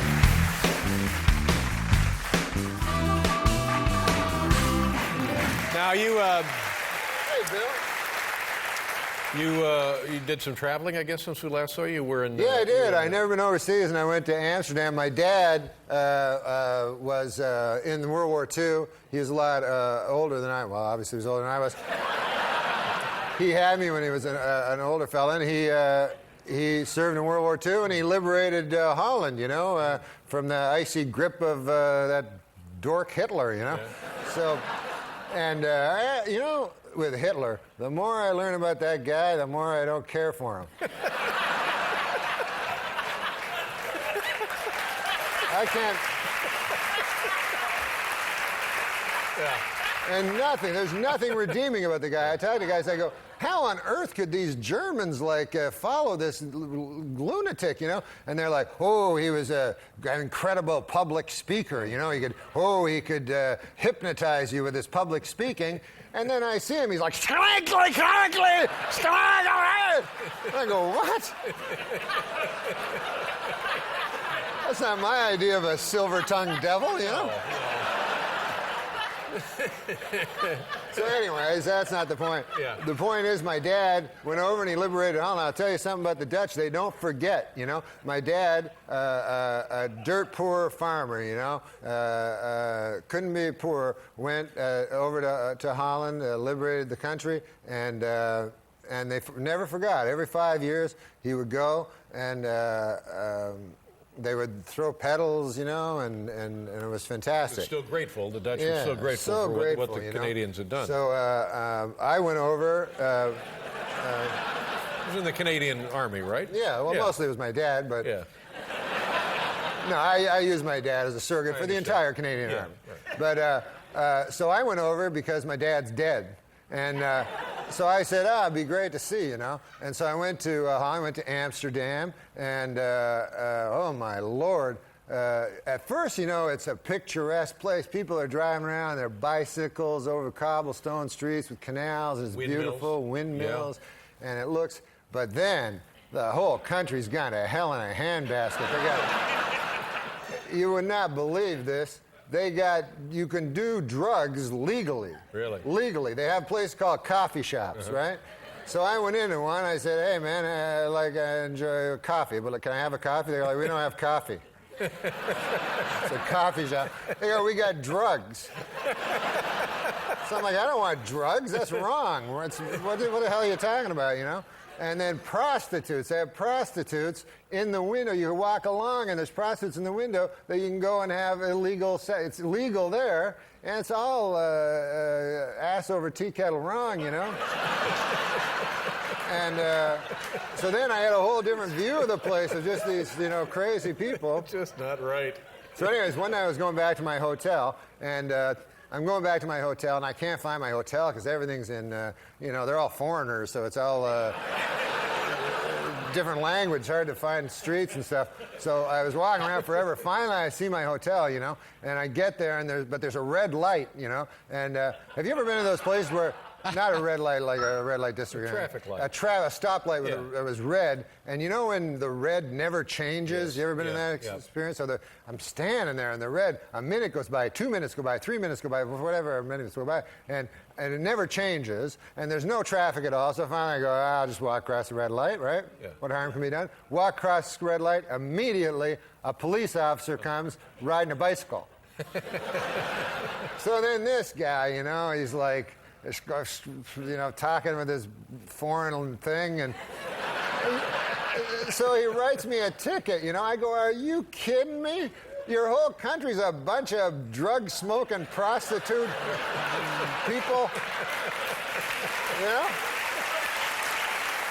This doesn't make any sense. Doesn't make any sense.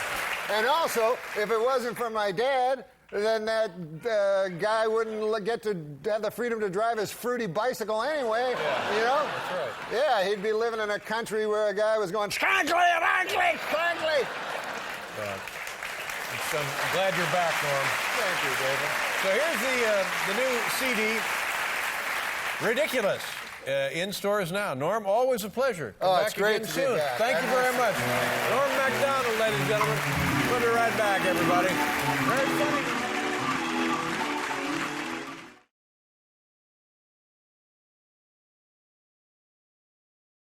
Our next guest, here's a guy. He comes out and he's just funny. That's all this guy. I love is. this guy. I mean, charming, sure. Personable, sure.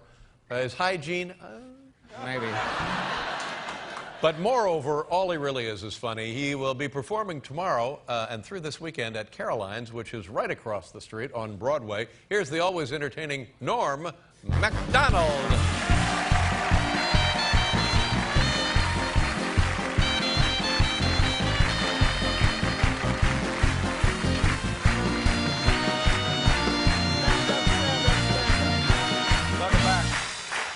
I'm so glad you're back, Norm. We haven't seen you in quite a while. I missed you, man. Yeah, glad to see you. How have you been, and what have you been doing? Oh, man, nothing compared to you. Congratulations on young Harry. Oh, thank you very much. Yeah, he's a good boy, I Nice fella, understand. yeah. You have a son also? I have a son, yeah, a little older. He's, I want to say, he's 10 or 15. Yeah. The point is this. I want to give you a little advice. First of all, they get less cute.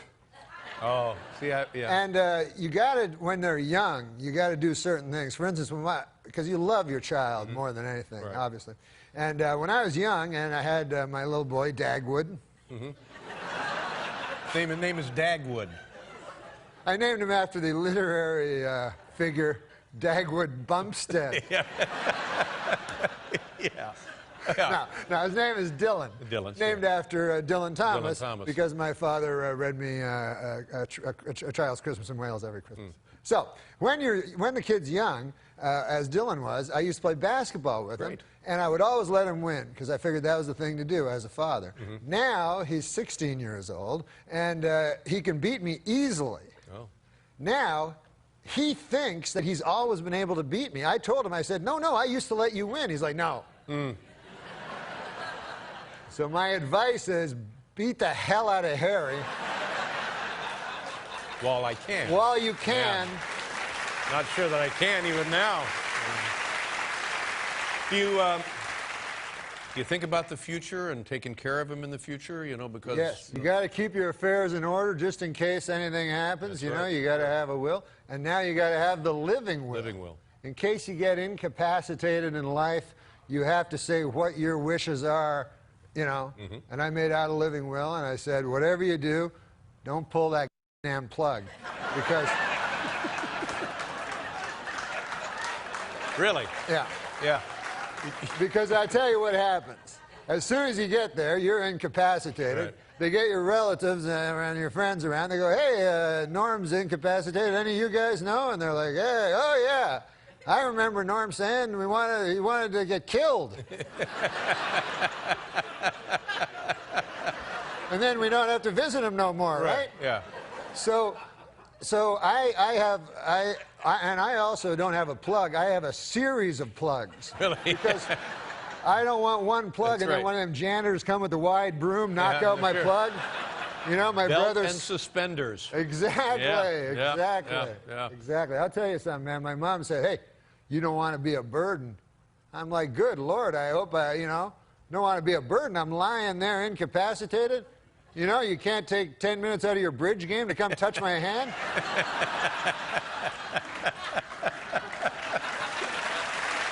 I agree. I agree with you, Norm. Yeah. But some people, in their living will, they go, no, I'd much rather not lie in this comfortable bed. Please bury me in the earth. Well, 2 points of view on that. Now, Norm, I remember years ago you told me that you were there for the birth of your son, and I always remember this. And you said that was the most exciting thing you had ever participated in. Do you remember that? Yes. Yes. And then what happened? I took crystal meth.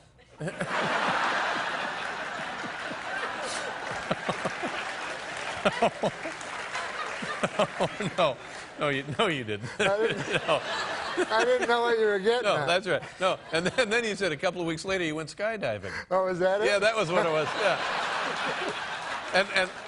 Or hang gliding. Yeah, hang gliding. And how was that compared to the birth? It was. This was a joke I did at one point? I have to do your act for you now? Is that what it's come to? And you said that was much more exciting than the birth. Oh, I'm sorry. That's what's.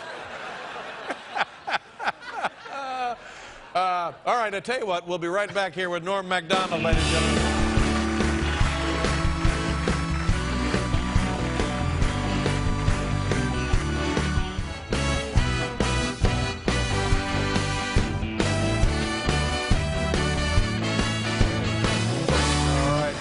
boy, Norm. How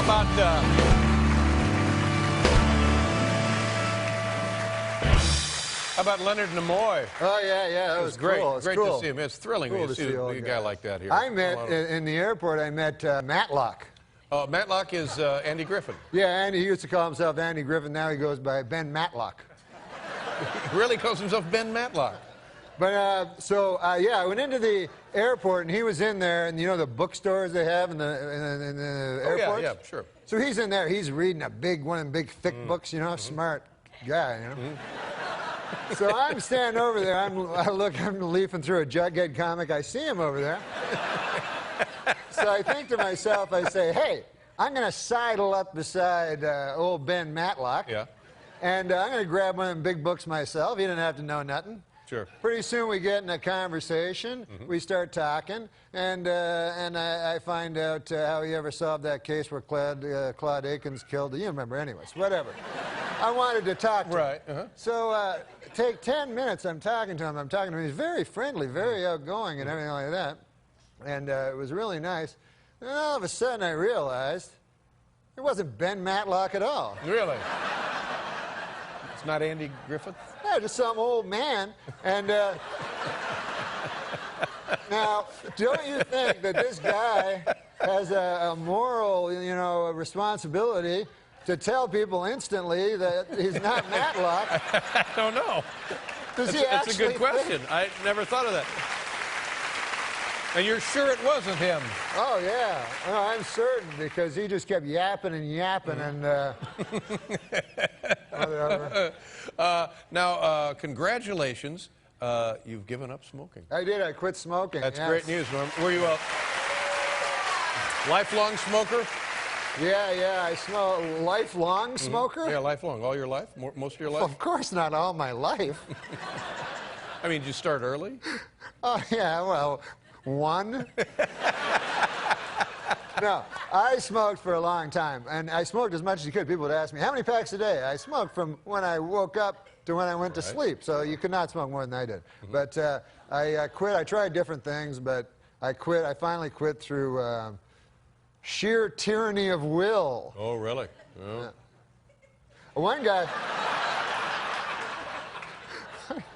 One guy wanted me to try hypnosis. I've heard about that. Yeah. And you know, it worked for him and everything like that, but I didn't want to do that on account of, I'd rather smoke, to tell you the truth, because I don't want to think of myself as that susceptible to, you know what I mean? That you kind of soften the... Yeah, like I don't want to go, hey, good news, I quit smoking. Bad news, I no longer have free will. Yeah, I can see. That's a real dilemma. Yeah. Yeah, absolutely. But I saw go ahead. Did you ever work with a hypnotist or anything? No, but I saw a hypnotist when I was a boy, when I was a teenager. Ravine the Impossibilist. The Impossibilist.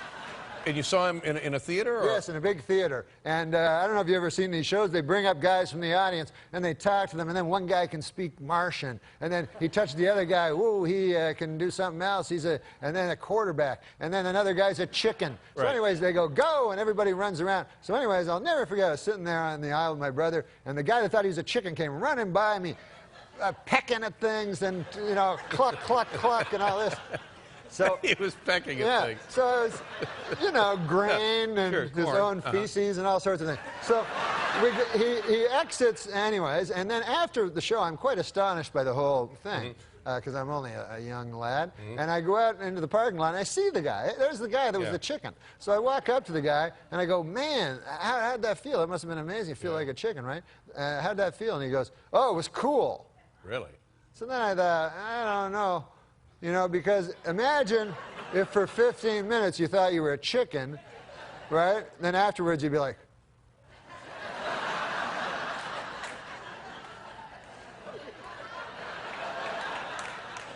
And then I go, I say, how'd it feel? I act like a chicken. He go, You know, he'd have to spend the rest of his life trying to get back on track because his mind had been shattered.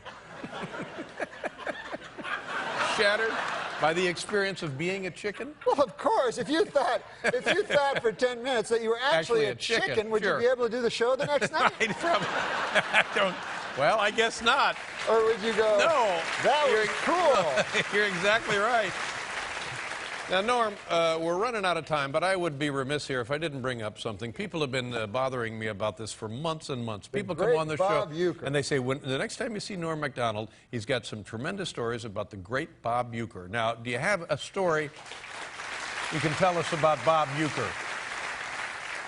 Voice of the Milwaukee Brewers. Well, Bob Uecker is one of my best friends. He's a great man. I know Artie told a story when he was here, and Bob was not too thrilled with that.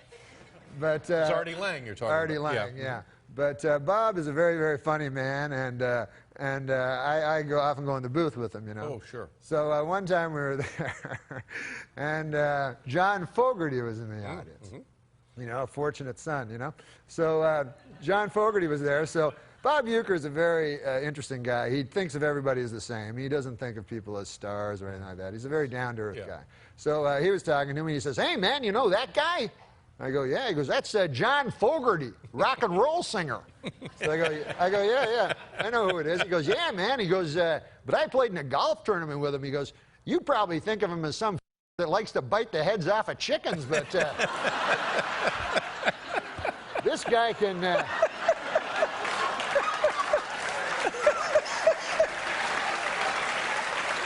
That's exactly how I think of him. This guy can get it out of the sand trap like nobody's business. So he goes, "He's got a hell of a set of pipes on him." He goes, "Come the seventh inning stretch, I'll have him up here. He'll sing for you." So I said, no, Bob, don't do that. Like, don't have him come up and sing for me, please, you know. He goes, "What's the matter, man? Don't you even know who he is?" He got all mad. So I go, "Yes, Bob, I know who he is. He did Creedence Clearwater Revival." Yeah. He goes, "Yeah, he did all that."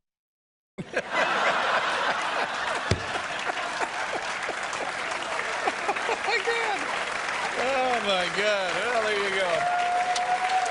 Now, listen. Yeah. Norm, right across the street on Broadway there to Please Caroline's. have Bob on the show. He's the Yeah, I would funniest love to guy get ever. Bob on the show. He'll be there tomorrow through May 10th. Oh, that's a nice long run for you there across the street. Too long for my liking. Way to sell tickets, Norm. And he'll be at the Helium Club June 18th through the 20th in Philadelphia. Gosh, I hope we see you sooner than however long it's been. Always a pleasure. It's Norm MacDonald, ladies and gentlemen. We'll be right back with Animal Collective, everybody.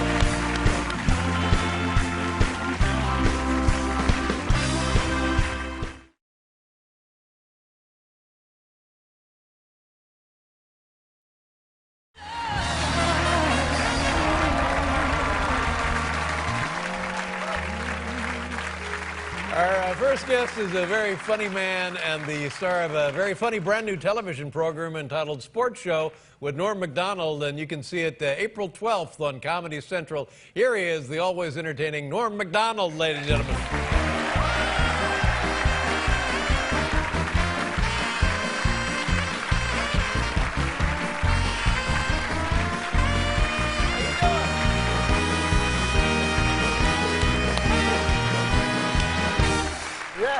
I saw that show today, Norm. Very funny. What show? The TV show? Yeah, your TV show. Oh, yeah, congratulations. And by the way, you look very youthful. And how come we haven't seen you in 2 years? Oh, how come I haven't been here in 2 years? Yeah. Oh, man, I've been busy. I got a kid, you know. I know. How do you... Well, you got a kid? Yeah, I do. How old's Harry? He's 7. Yeah, man, they grow up so slow. You know, don't you? It's barely discernible. Isn't it? Yes, how old is your son? He's 18. They get far less cute. Yeah. They're Good not as cute when they're out on the lawn punching you in the chest. Yeah. Well, anyway, it's good to have you here. Oh, it's good to be here, and, man. in addition to the new show, the Norm MacDonald Sports Show, you have like your was it your first stand-up special? Yes, I did a Comedy Central special. Great. One of 40 they did this year on Comedy Central. And but it was fun. But I got a weird time. They showed it at 11:30 and on Saturday, and it turned out that was during this thing called Earth Hour. I think some people know what it is. Yeah. On Earth Hour, you have to turn off your electricity. So. Wow. That's horrible. And as you know, and as I know, and as they apparently know, TVs are powered by electricity. Yeah. So, and furthermore, my key demographic is damn dirty hippies. Yeah. So, oh, man. well, you know, what are you going to do? Took one on the chin there. Yeah. Now, listen, I'm very surprised and impressed about this, that you've built kind of like a Twitter following. Yeah, so I'm an internet sensation. Whoa. Now, I didn't take you for a guy that would know about that kind of stuff. I know all about that stuff. Really? Man. When did you start Twitter? 2 weeks ago. Really?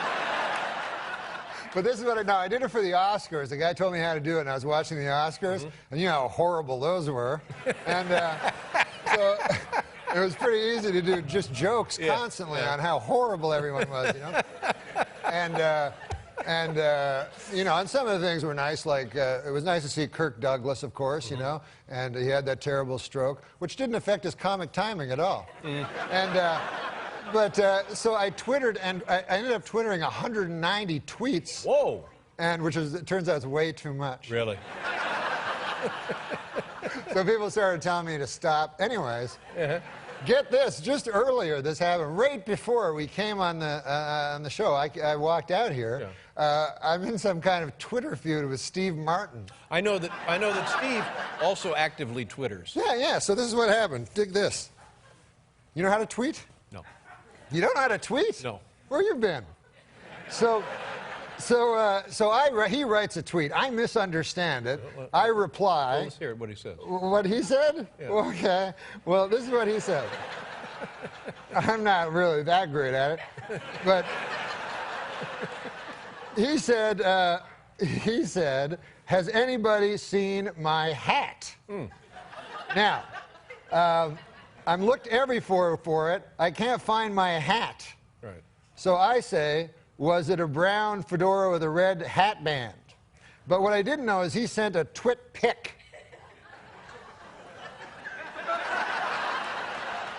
Stop right there. Let me just say, if this is an example of Twitter communication, it's invaluable.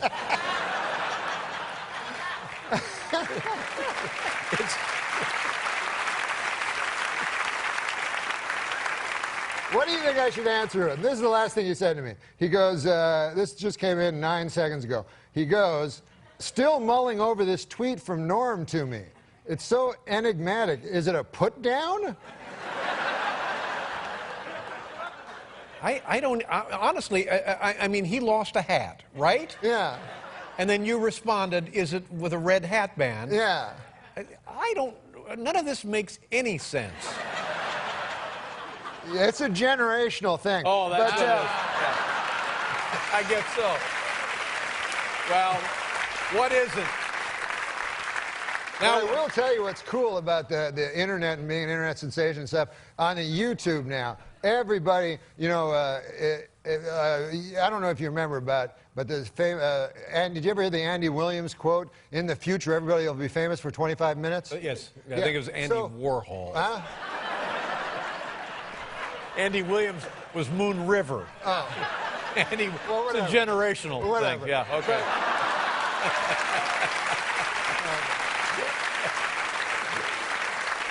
But here's the thing. Like, for instance, have you ever heard of Harrison Schmitt? No. Okay. He walked on the moon. I didn't know that. Right.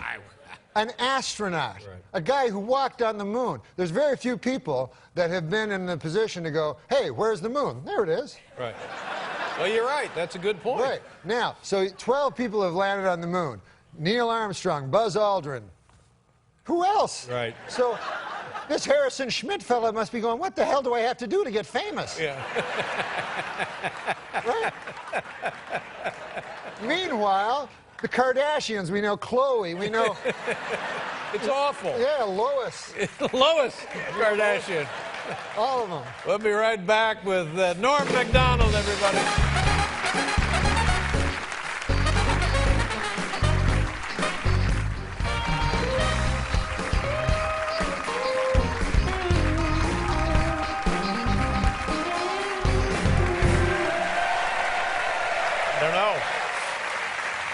You can tweet Steve Martin. Can you tweet him right now? I can tweet him, yeah. All right, just tell him that I said hi. Oh, okay. Yeah. And that you're on the show, and we're talking about him. And okay, awesome. I said hi. Awesome. And add this. I'm sorry about the hat.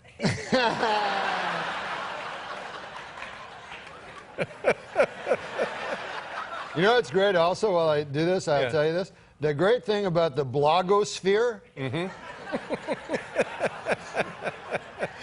Now, the great thing is this, that you have friends, you see what I mean? Yeah. Now, on the computer, I have about 160,000 friends. Whoa.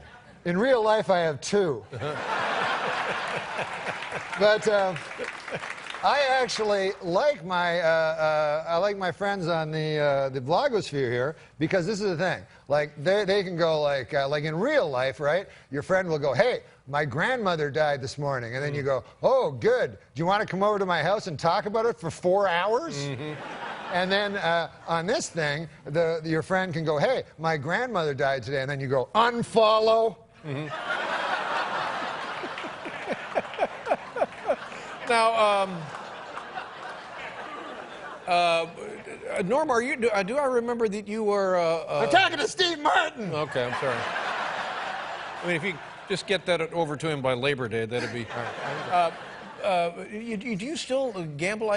Somebody told me that you... Did we know that? Yeah, I used to gamble. You don't gamble anymore? No, I gamble anymore. Was man. it a problem? Did it get to be a problem? Yeah, it got to be a problem, man. And then I tried to do it smart. Every time I tried to do it smart, a bad thing would happen, Like you know? What do you mean?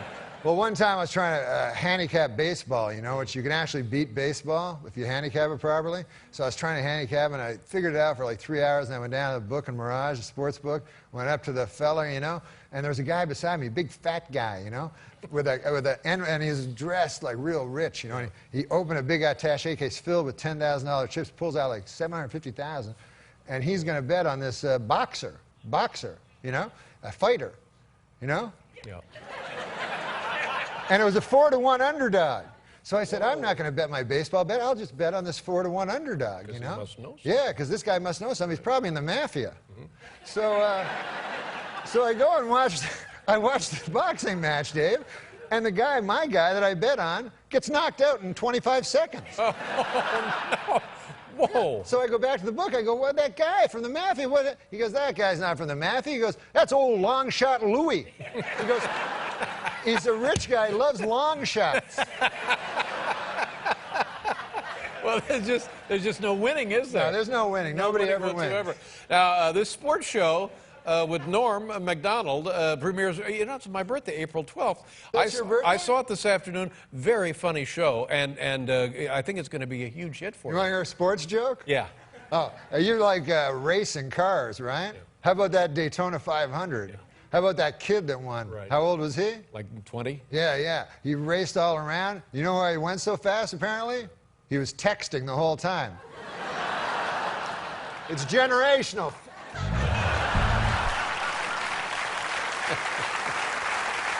The show premieres April 12th on Comedy Central. Sports show with Norm MacDonald. Great pleasure to see you. It was great I to hope see you, man. don't wait Thank 2 you. years to come back. Welcome back with C.C. Sabathia, ladies and gentlemen. Hank Williams, you came all over from.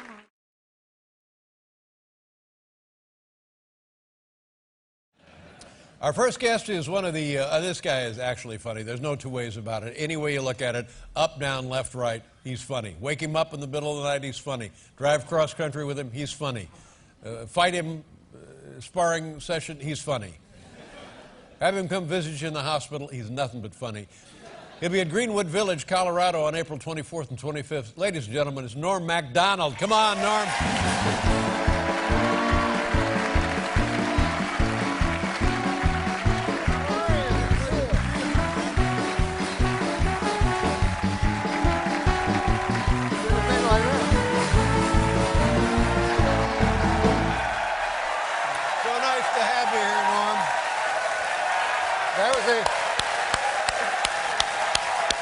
How you doing, buddy? I'm doing well, sir. Place goes crazy.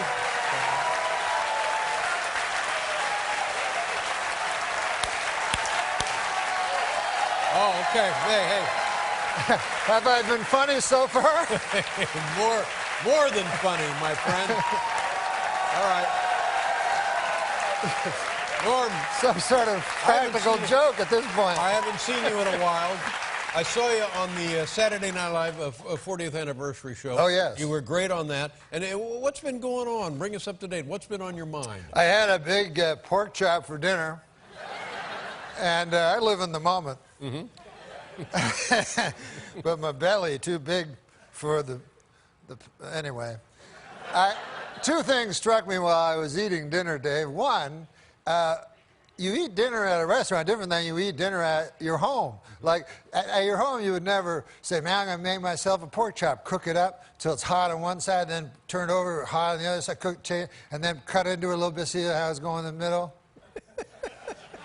But while I'm waiting for my pork chop to get nice and hot and delicious so I can eat it, first, I'll eat a big loaf of bread.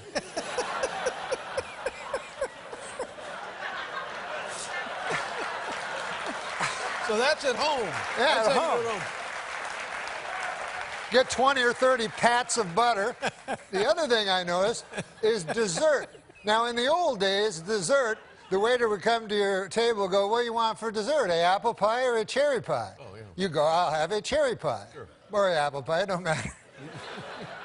No reason to divide the audience this early. No, that's right. You don't want to do that, no. But you would order your pie, you'd eat it, and everything would be fine on earth. Yeah. Nowadays, it's all different.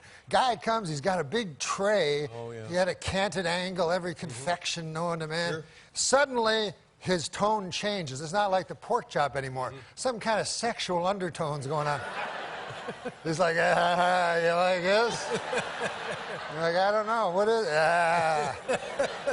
You like decadent things? Yeah. You're like, not that much. No, yeah. Once in a while, I guess. Yeah. May I tempt you, please? No, I'm a fella, you're a fella. Yeah. It's embarrassing a little. A little bit. Now, Norm, I don't know your age, none of my business, but let me just ask you this. Are you at that age when you start to notice your age is bringing different things to the party? Oh, yeah, I don't remember nothing no more. I used to remember everything, man. Mm-hmm. Remember all the presidents, Having trouble with the... all the prime ministers, Well, from Sir John A. MacDonald right up through Stephen Harper. Canadian prime ministers, sure. But now I can't remember. And, you know, as an actor, it's hard, I've heard. But I had a TV show once, Norm. Uh-huh. I played Norm.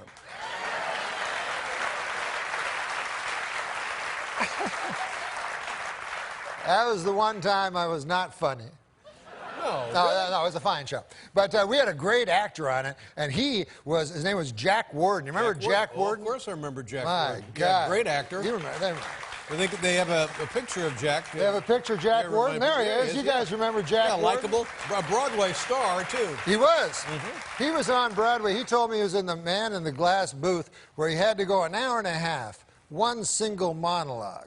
Now, I have him on my show, the Norm Show. I played Norm. Mm-hmm. And his memory's gone, and he didn't like it, you know, and it frustrated him. And I remember I was in the scene with him, so I had to remember all my lines just in case he got his right. So it was really hard on me as well. Oh, yeah, it could take a toll on you, Yeah, sure. so I remember the first line he had, we're watching a hockey game. He's a tough old guy, playing a tough old guy. And he was like, his line was supposed to be, I tell you, Normie, hockey's no good anymore, not since they put in their helmets. That was the line, right? Mm-hmm. So he looks over at me and just blank eyes. So I know he don't got nothing. But he's trying to use his acting skills, you know, so he looks at me and goes, Normie, Normie, Normie. And you could see what he remembered through what he said. Like, because he said it at this exact moment. He'd go like, Normie, Normie, Normie. Hockey, Normie.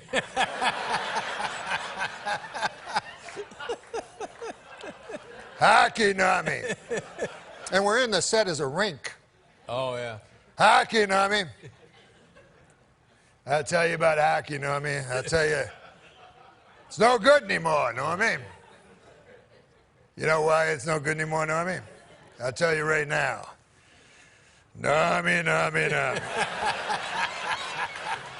That was cut. Take two.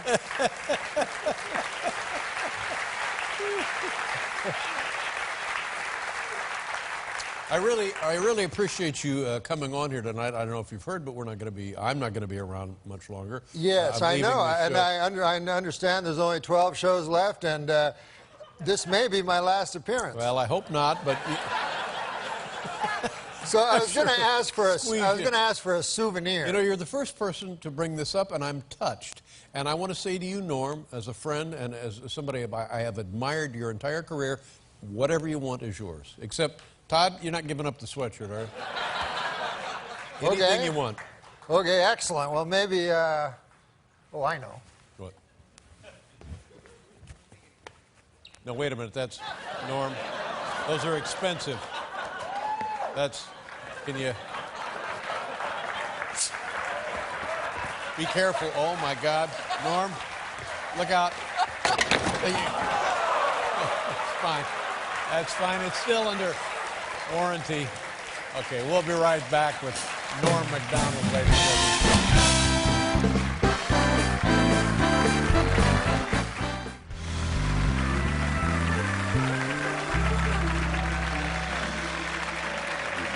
Yes.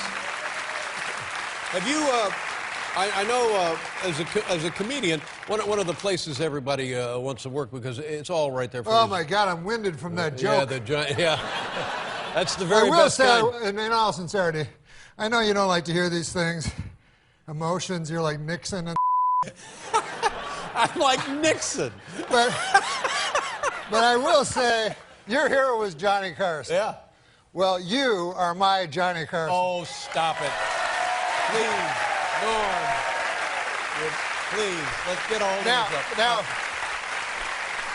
but what complicates things a little, Dave, is Johnny Carson was also my Johnny Carson. Good.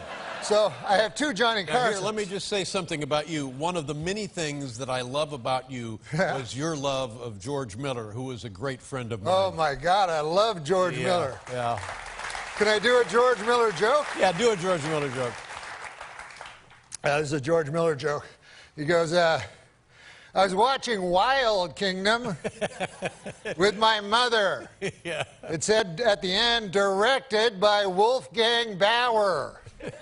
Produced by Wolfgang Bauer. My mother said, do you suppose that's the same? Wolfgang Bauer? Is that the same Wolfgang Bauer?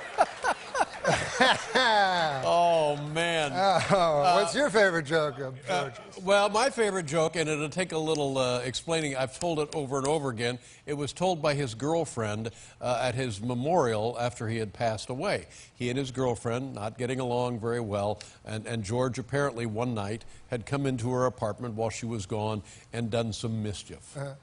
And so she called the police.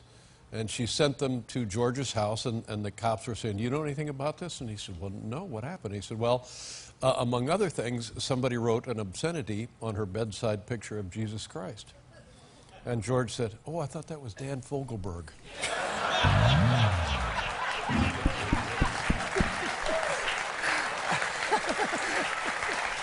Yeah. Strong, huh? Sure. There's a passing resemblance, no question. Yeah. So anyway, when you're in Las Vegas. Las Vegas, the oddest slogan I've ever heard. What happens in Vegas stays in Vegas, they say. Of course, it's not true. You can't kill a person and leave. They'll follow you across state lines and bring you back, and you'll face a jury of your peers. So I said, what does that mean? What does it mean? Like, what are they getting at, you know? I started ruminating about it. I whittled. I started whittling. Oh, you whittle? Yeah, when I ruminate, I whittle. Whittle and ruminate. Yeah, I whittle. Hand in hand. And I said, what does that actually mean? What happens in Vegas stays in Vegas. And it came to me in a sudden. What it means is you can have sex with a prostitute in Las Vegas, and she will not tell your wife. They're very discreet in Vegas. They're not like these gossipy small town whores. You know,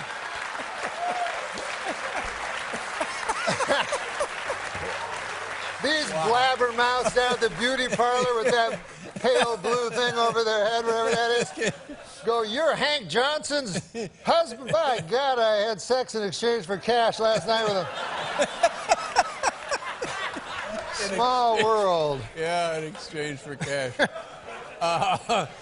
Now, Norm, it's baseball beginning, and Bob Uecker. The great Bob Uecker. Great catcher, a radio announcer now forever for the Milwaukee Brewers. Funniest man in the world. Very, very funny guy. And is a dirty, and he's dirty. Talks dirty. Is that a fact? Swears all the time. But you guys are pals? Yeah, I love him. I love him. That's great. What do you... First met him at Arizona at a spring training game, and I had just gotten a show, the Norm Show. I played Norm. Everyone's talking about it. So Bob Uecker said, "Hey man, what are you doing now?" So I go, "Oh, I got a show in and Bob Uecker had already was on a successful stand-up show called Mr. Belvedere, which starred Christopher Hewitt, who studied at the Oxford Academy, as Mr. Belvedere, the butler to Bob Uecker's character. So I said, I'm doing a show, the Norm Show. I play Norm. And he said to me, he goes, "Hey man, you know Belvedere?" So I go, "No, I don't know Belvedere." And he goes, "Oh man, great guy. He big fat guy, but still nice." And he goes, "I'll tell you something about Belvedere you might not know." I go, "What's that?" He goes, "He loves fried mozzarella." I go, "Oh, how do you know that?" He goes, "Well, in the back of these TV shows, they have little things where you can get food, and they had a little stove, you know, with a skillet. And man, I'd put mozzarella on there, and I'd feed it to him. And then one time I got called into a big meeting, and all these muckety-mucks were sitting around. They said, "You got to stop feeding Belvedere." And I said, "Man, he likes it." Wow. Now, what is the... But I will tell you, one time I was with him, he did not swear. The only time that he did not, compulsively swear. And we were playing golf at Troon in Arizona, and it was kind of a wistful moment. We got to the ninth hole, and he looked out, and there were about 4 guys and 2 women. They looked like real estate people, And he looked out, and he goes, "Oh man," he goes, "the desert is one of the most beautiful places in the world, Norm. Man, you look out there at night, and it's just so kaleidoscopic, man. You can't help but believe in God. It breaks my heart when I see these people putting up condos and just condo after condo over the most beautiful thing in nature." And then he looked at me, and he realized, I think, that he hadn't said something dirty in a while. So he said, "Or maybe it's a..." What?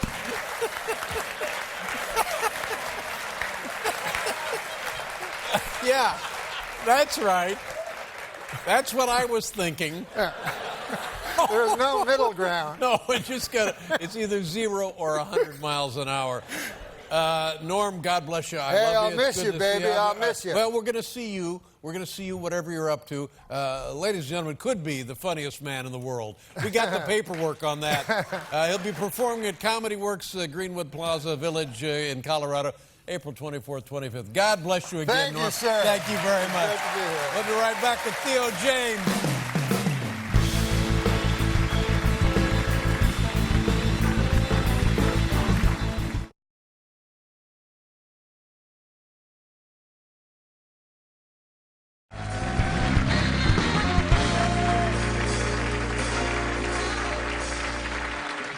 Ladies and gentlemen, this is something exciting. Our next guest made his stand-up debut. I did not remember that. This man began his television stand-up debut with us 25 years ago. Didn't know that. I didn't know that.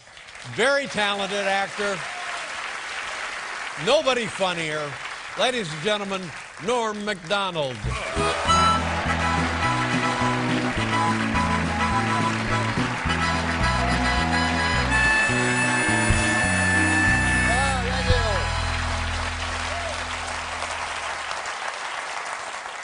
Thanks, guys. Listen, I don't want to brag or anything, but me and Oprah are making the same money tonight. But the show has loosened up considerably. I noticed I was watching Oprah and Dave talking about weed and booze. And I don't do either of those. The hardest drug I ever did, LSD. And I remember I was a kid, I was like 16, and I remember they warned me, they said, hey, you gotta be careful with that LSD on account of you can get a flashback. 10 years can go by, 20 years, 30 years, and a flashback will happen. So I thought, hey, that seems like a good deal. You know, you tell me I buy a drug for $5, I eat it, I get high, and then 20 years later I get high again?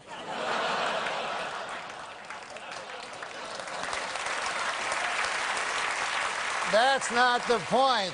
I like to stretch my drug dollar. The point is this. 10 years have passed, 20 years have passed, 30 years have passed, and no flashbacks. What a gyp that turned out to be. Just more horse by the big acid companies, that's all it is.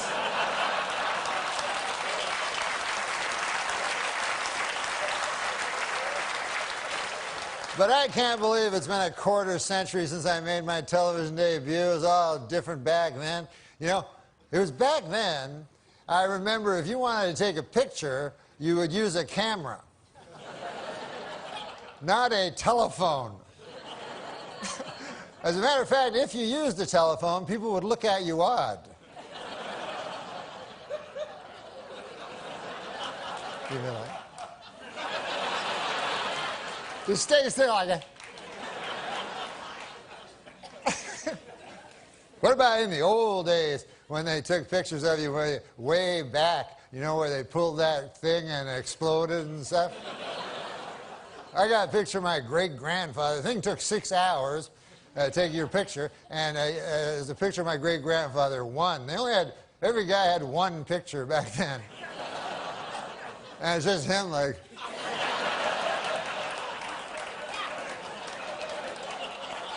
I gotta get back, feed them hogs. Who's gonna feed the hogs?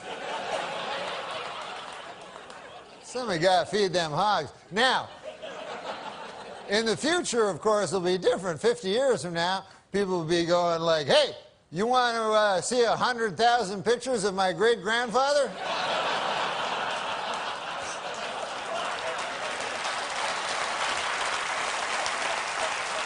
I got him right here, plus everything he did every day of his life. Hey, this occurred to me today. ID, which I had to show it again. There's a strange abbreviation when you think about it. I is short for I. And then D is short for dentification.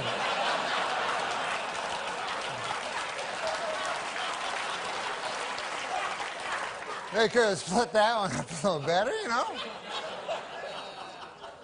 But I watch the TV, I watch the news, make you afraid, the news, you know? Put all these stories on, Iraq, Iran, North Korea, you know, try to scare you, you know? But does it ever really scare you? Like, you ever wake up in the middle of the night, North Korea! That little tiny country across the ocean. I wonder if they'll get me.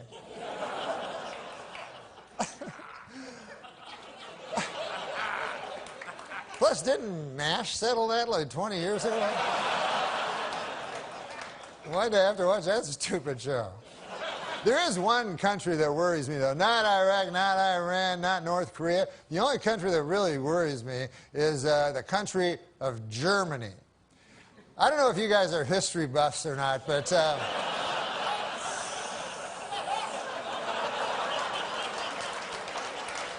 in the early part of the previous century, Germany decided to go to war. And who did they go to war with? The world. That had never been tried before. And so you figure that would take about 5 seconds for the world to win, but no, it was actually close.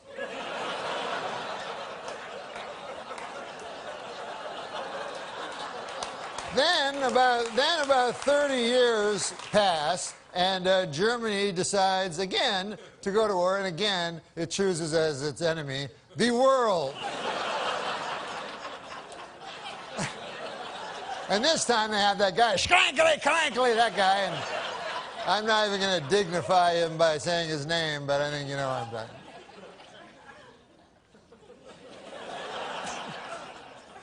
But you'd think at that point the world will go, listen, Germany, here's the deal. You don't get to be a country no more on account of you keep attacking the world. I mean, what do you think, you're Mars or something? Anyways, listen, folks, this will be my last time on the David Letterman show, I understand. And you guys, we all know that David Letterman was the greatest talk show host who ever lived. But I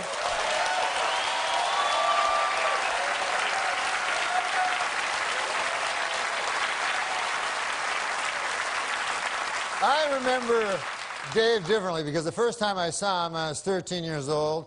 I was living in...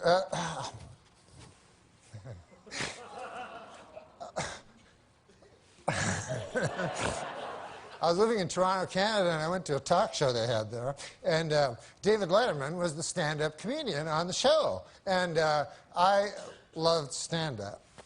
And David Letterman did this joke that I told everybody this joke. I love this joke. It still stays with me as my favorite stand-up joke ever. So I'd like to do it for you if you'd like to hear it.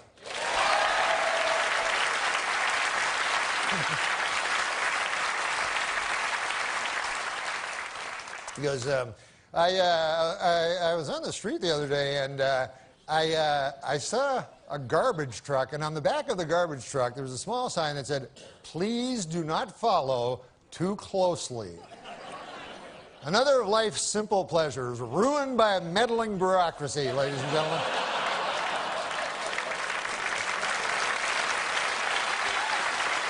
You remember the old days when Dad would pile the kids in the station wagon and we'd all go out and follow a garbage truck? So anyways, I'd just like to say, I know that Mr. Letterman is not for the mawkish, and he has no truck for the sentimental, but if something is true, it is not sentimental, and I say in truth, I love you. Oh, my God. God. Oh, my God. Oh, my God. Norm. Norm. Norm. Oh, my God. Very funny, Norm. And thank you. Thank you for everything. Thank you. Norm MacDonald, ladies and gentlemen. That was very sweet, Norm. Good night, everybody.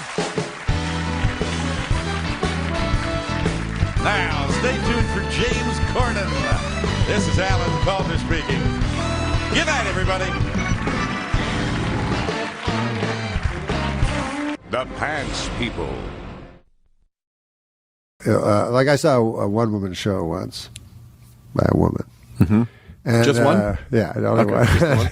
And she was like, well, my mother had breast cancer, and now I have breast cancer. And I'm like, well, it's everybody. Like, they think it's so special when everyone gets cancer and dies. Like, that's not great. What if we just ended the podcast? But it's almost like the height of narcissism to think that you're going to you're going to be so brave as to talk about it in person, right?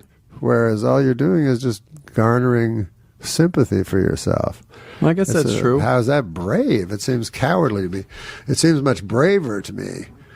Like, I remember Richard Farnsworth was an old character actor, and he did a David Lynch movie called The Straight Story, and riddled with cancer, his last movie, and very frail.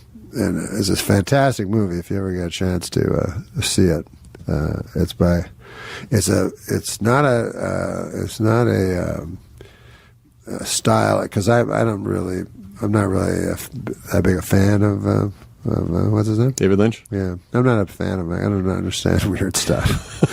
I'm like, huh? What? Like, but this one is a straight ahead story. You know, you think. I call it like a hard G. It's G rated. Okay. It's hard G. I call it hard G. Because the second time I watched it, I'm like, whoa, I understand it all of a sudden. Well, you got to see this movie. Okay. And if you watch it closely, there's like hellish things going on underneath the surface of what looks like a quaint story. It's based on a guy who, in actual real life, drove his riding lawnmower across the state to visit his brother who was dying. So anyways, the point of it is that Richard Farnsworth was nominated for an Academy Award for the movie. And if he had said he was filled with cancer, he would have won for sure. Sure. But instead, he didn't say it. And in fact, no one knew it. His family didn't know it. He kept it from everyone. And then he was a stuntman before he was an actor. He did what they call a stuntman's death, which is you put a shotgun in your mouth and with your toe, you pull the trigger and blow your head off. Oh my God. And so that to me is courageous. Like, you're not being a burden to your family. You know, they know nothing about it. And then you're gone. And then that's it. Yeah. And then toe in the shotgun. Yeah. And you know, they write him, he wrote a nice letter to everybody, you know, in the family, and said that, you know, he didn't want to, the reason he did it is he didn't want to cause people distress. So I thought, wow, how incredible. Like, how many to just people go through it could do alone. that? Yeah. So you don't think to go through it alone. You don't think you would write confessional, like, you didn't talk about any of the gambling stuff in your stand-up, did you? Like, was that stand-up? No, never.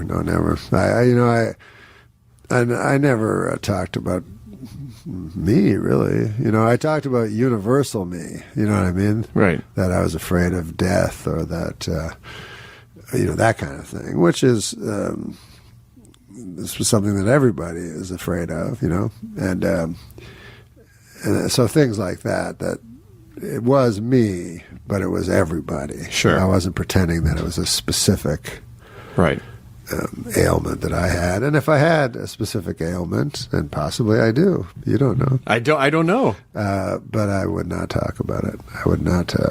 I hope that I would not discuss it, and just try to benefit monetarily from that. Going out again, am I out of my mind? Going out with friends, gonna have a good time. I know this grimness. I've never asked you this before, and we've been good friends for many years. Okay, I made that up, but... No. We haven't? No, we're friends. We're good friends, but I don't know what your... McDonald, is that Irish? Is that Scottish? What's your ethnic background? My ethnic background is Polish. Are you really Polish? Wow. Polish people, I didn't realize that. Yeah. McDonald, you don't... Well, my parents changed their names. They had to, because of the constant ribbing they'd get for being Polish, you know. And so they changed their name to McDonald. But, you know, it's one of the things that you can, you know, I mean, I get a little upset about it, you know. Because, you know, you all the can't... Polish jokes and stuff. stuff. You can't make jokes about other people, but for some reason you make jokes about Polish people, you know? Right. I don't like it. Right. You shouldn't. That sounds bad, yeah. I mean, I had an experience, you know. I go in and I order a Polish sausage, you know, from this guy, you know. And so the guy says to me, you must be Polish. And I said, come on, man. I mean, come on. Think about it, what you're saying. You know, I'm trying to knock some sense into this fellow's head, maybe give him a wider world view, you know? Sure, yeah. I said, you think because I order a Polish sausage, I'm Polish. I said, what if somebody came in here and ordered French toast? Would you think he was French, you know? Right. I mean, what if somebody came in here and ordered a Belgian waffle? Would you consider that guy a Belgian, you know? I mean, if a guy came in and ordered German bratwurst, would you consider that fellow to be a a German fella? Right, I said, what if a guy came in and ordered German potato salad? I suppose you'd think he was German too. Yeah? Yeah, yeah. You know, what if a guy, I said, what if a guy... Wow, you talked to this guy for a while. I'm telling you, man. With racists, you have to get through You have to them. really get it into their head. Right. I said, if a guy came in and he ordered a Cuban hamburger, are you going to assume he's a Cuban? Right.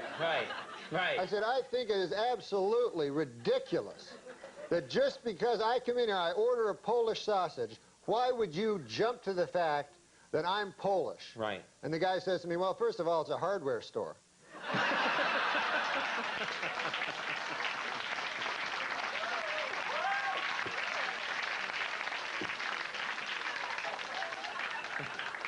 And you hate Polish jokes, don't you? You just hate them. No, I think they're disgusting. Last week on Larry King Live, Marlon Brando made the shocking statement that Hollywood is, quote, run by Jews. In response, outraged Jewish organizations made it snow in New York in April.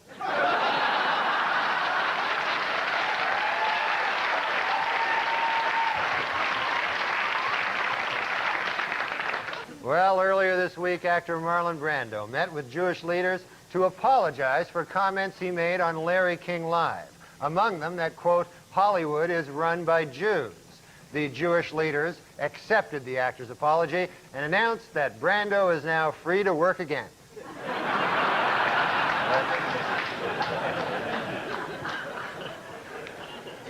While in England, where he spoke at Oxford University, Simpson had defended actor Marlon Brando's criticism of Hollywood Jews. Later, from his island hideaway, Brando sent O.J. a telegram which read, "You're not helping."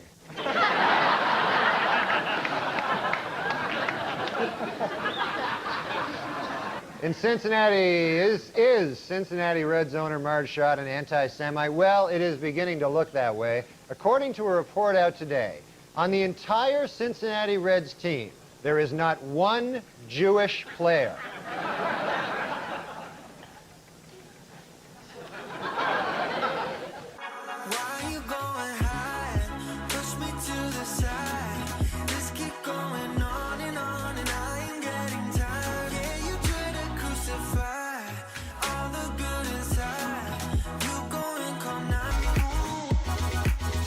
A group of Orthodox rabbis declared that other branches of Judaism are, quote, not Judaism at all, thus challenging the religious status of millions of American Jews.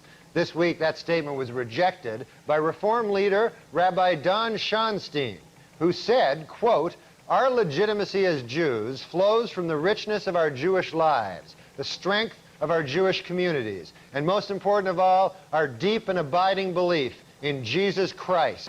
Finally, folks, next week, Jews everywhere will be celebrating the holiday of Yom Kippur, or as non-Jews refer to it, Wednesday. And now a correction to a story we ran last week. Prince Charles is actually the one in the middle. In the wake of the verdict, angry Menendez defense attorney Leslie Abramson said the jury simply chose not to believe the brothers' excuse that they had been sexually abused by their father, and says she knows why. Quote, it's because my clients are black.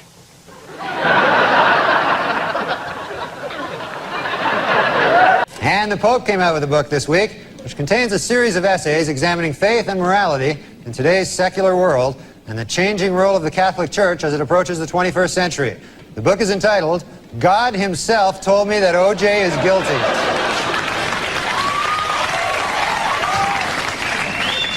In an interview in this month's Vanity Fair, actor Tom Cruise attempts to end once and for all rumors that he is gay.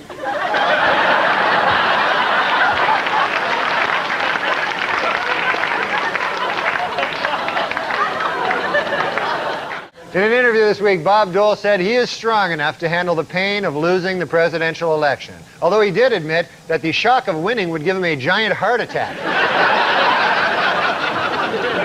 A study on weight loss revealed this week that women who participate in a weekly diet program lost 50% more weight, snacked less, and bought more fruits and vegetables than women in general. which just goes to prove my new theory. Richard Simmons is gay.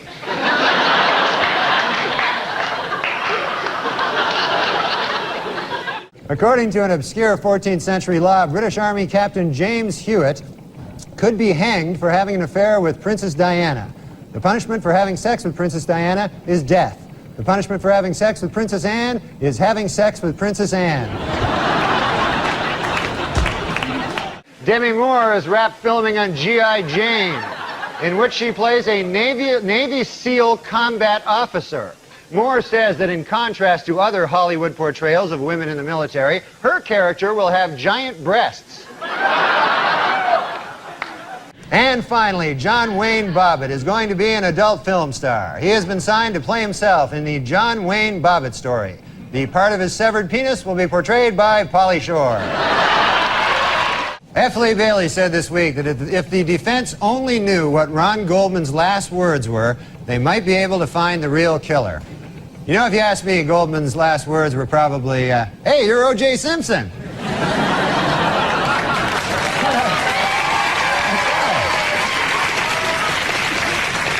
Last week on Larry King Live, Marlon Brando made the shocking statement that Hollywood is, quote, run by Jews. In response, outraged Jewish organizations made it snow in New York in April.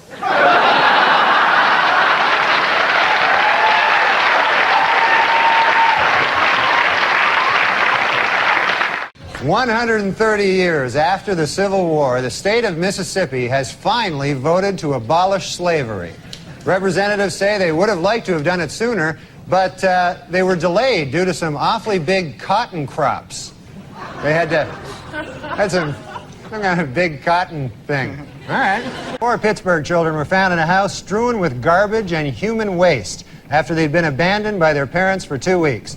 The couple was charged with child endangerment, but to their credit, they did bring the children a present. A T-shirt that reads, "My parents left me for 2 weeks in a house full of human waste, and all I got was this lousy T-shirt."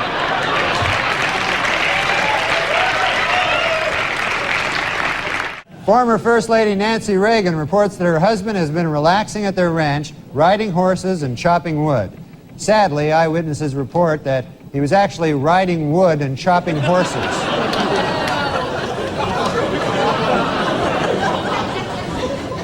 Finally, folks, next week, Jews everywhere will be celebrating the holiday of Yom Kippur, or as non-Jews refer to it, Wednesday. This week, President Clinton played golf with ex-presidents Gerald Ford and George Bush. Bush hit an old lady in the face with a golf ball, giving her a broken nose and 10 stitches. But don't be impressed, it took him 5 strokes to do it, so...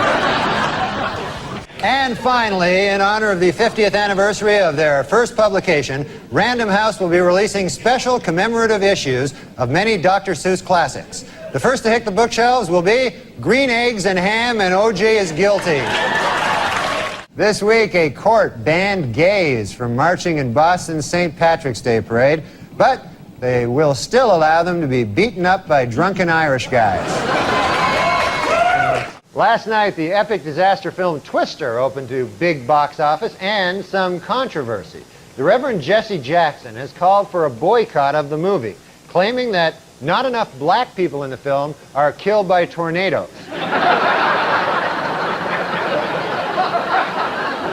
Finally, in entertainment news, there are rumors that actor Don Johnson is dating 71-year-old San Francisco socialite Denise Hale. An observer who spotted the couple necking in a restaurant will have trouble getting an erection for the rest of his life. Washington Power twosome Mary Madeline and James Carville are expecting their first baby in July. No one knows if the baby will be a Democrat or a Republican, but doctors are sure of one thing: it will be weird looking.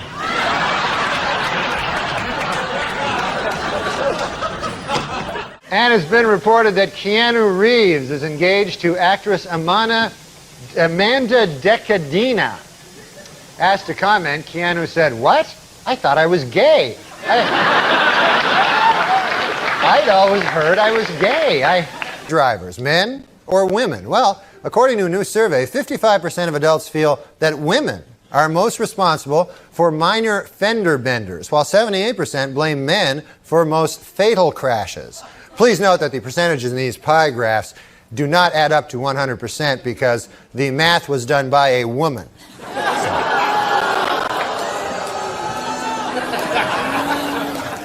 For those of you hissing at that joke, it should be noted that that joke was written by a woman. So now you don't know what the hell to do, do you?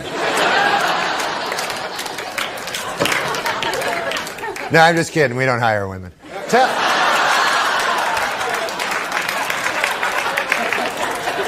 This week, Disney released a new CD featuring a rapping Mickey Mouse. To avoid controversy, the CD will not include the controversial hit single, Cat Killer. Beginning in March, DC Comics will change Superman's traditional red and blue costume to a new form-fitting bodysuit. The problem with the old costume? Not gay enough. What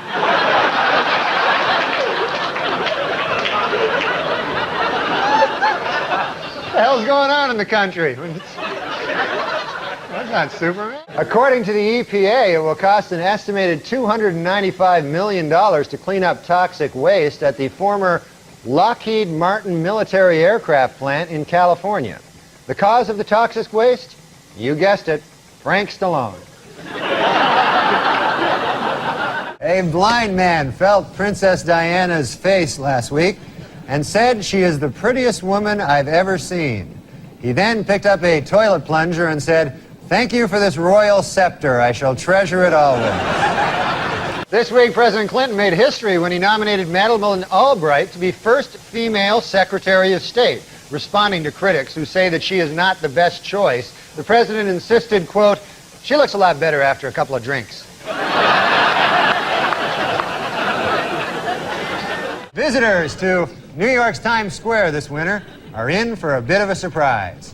Crazy people will be shooting at them.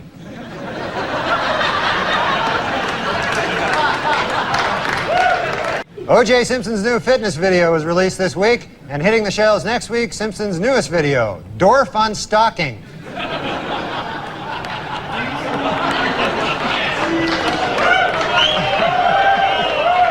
Does President Clinton have a bent penis?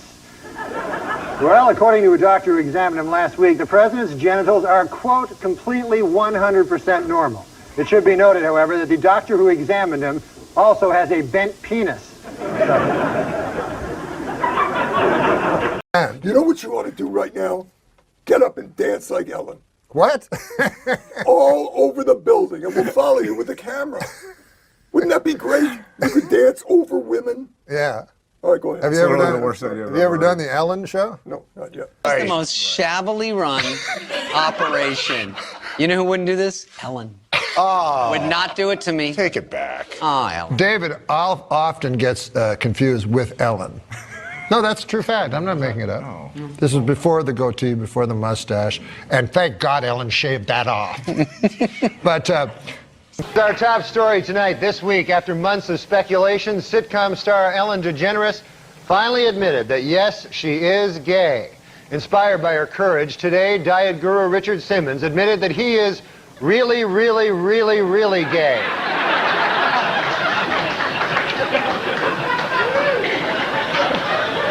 And in entertainment news, Ellen DeGeneres and lover Anne Hesh have announced that they want to have a baby. However, their plan has hit a snag. They are both women. It is not possible to have a child. On Tom Snyder this week, actor Tony Danza said he thought the recent open display of affection by lesbian couple Ellen DeGeneres and Anne Hesh in front of President Clinton was extremely disrespectful. On hearing the comment, President Clinton responded, "Someone should tell Tony Danza to shut the hell up."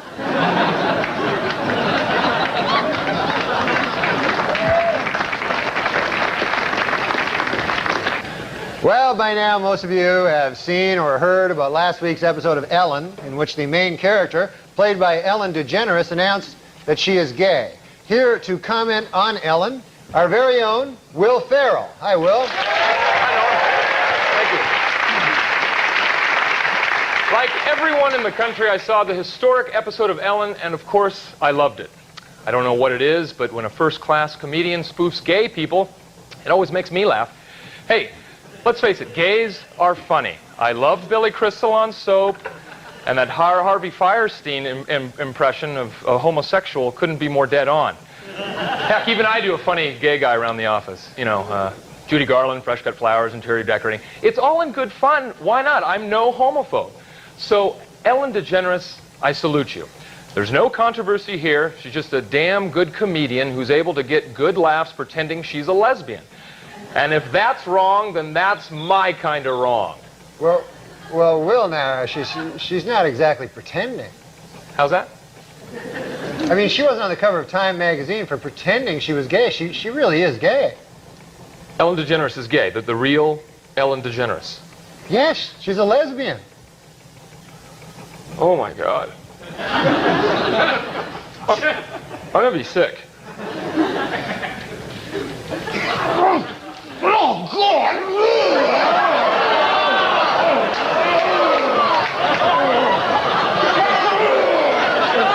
Why did you put that dirty, sickening image in my mind? Oh no, here it comes again.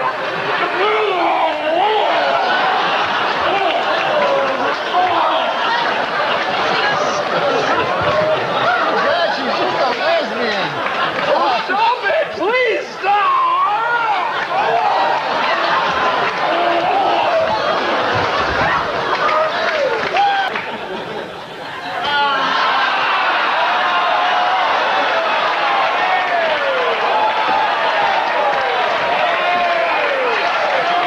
It's quite good. Normally I don't like Will Ferrell vomit, but this is actually really good. Let's just.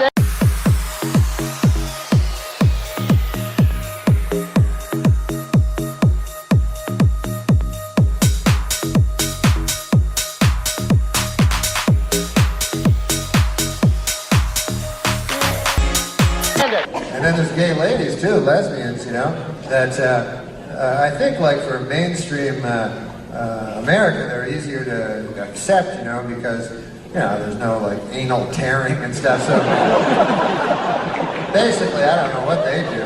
I guess they just like lick each other or something. I don't know. They can't fuck because they got no cock. So I don't know how they can't have sex, right? All they can do is go buy a cock. They go to like stores. You know what, man? I hate that real cock, but I love that big fake plastic cock. It's too complicated for me to understand. I'm saying like things that are completely ill-informed. But I'm just trying to figure it out. Oh, God bless, though. God bless everyone. I'm not a skilled interviewer. Let's fucking face it. I'm not a skilled. What? You've done podcasts before, though. I have. I've never done. I haven't done a lot of video ones. Have you done? What the fuck? I did Treat Williams's. I'm just kidding. Just trying to think of somebody random that video podcast. You win that. No one more random than that. He would be great. Treat would be a treat. Now we're going. This is the section where we do jokes. Yeah. And you don't have to think of them. They're written on blue cards. For the first time in the show. Yeah, the first time in the show. We do jokes. We stop our Mark Maron-like grilling of your personal life. Do you, Mark Maron? I don't have a Mark Maron. Mark Maron gets it a lot, like anything you say. I get it, I get it. Yeah. Were you jealous of him? People constantly tell me, or I hear this, funniest man that ever lived. Is that Mel Brooks? Do you believe that? Sure. I mean, I think he's of an era. You know what I mean? I think he's still. I think the amazing thing about him, if you are, well, you're not wired that way. If you're a Jew and your wiring is Jewish, okay, Mel Brooks is going to tap right into that. Gotcha. Like, yeah. Gotcha. I understand. I find that when I used to do stock lines. And then I was always sad because it would do better than the rest of my act. People just love it because But that's why it's a stock line. Yeah, because the timing's built in. Oh, there was a dude. I don't know if I want to mention his name. Yeah, what is it? The doorman at the store, there's a lot of stories there. This guy told me 2 of them were sucking each other off in the fucking parking lot. Is that true? I mean, yeah, it's true. Really? Yeah, The door? it's true. That was Yes, different when I was there. I wasn't surprised at all. Because they were those kind of guys? Yeah, they drink a lot and they're wild. Like those kind of guys. You talking about gay people? Yeah. I was. What? I mean, who else is going to be sucking each other? I know. Why do you call them those kind of guys? Why don't you just say, are they gay? Are they gay? Why? You sound like a guy from Mad Men or something. No, I'm not. Those kind of fellers? No, that was not the tone I had.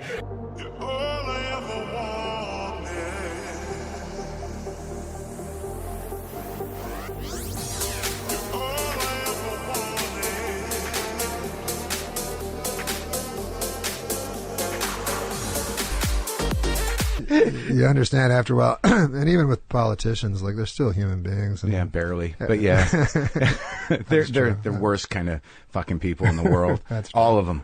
I'm glad to hear you say that because everybody thinks you're all leftist and everything. Well, I mean, I definitely land on the lefty side of things on ideological terms, but I found that from doing political talk radio, just being carrying water for any of them, you just got to realize the quality of people you're dealing with. You're dealing with fucking corporate whores who are operated by business interests. So really it's going to come down to however you view politics. The question is, do you give a shit about poor people, and and are we being taken advantage of? Right. Now, if people want to frame that as, Obama's a communist and draining us of our livelihood, well, that's your particular delusion, and that's fine. I mean, right. but I just got disillusioned with all of it because these are not quality people. I mean, I did a joke about Michelle Bachmann on Real Time. I saw that. Yeah, and I was getting flack from this, a very small portion of the right, that they were like, he's a misogynist. I'm like, she's a fucking pig. She's a fucking politician. Can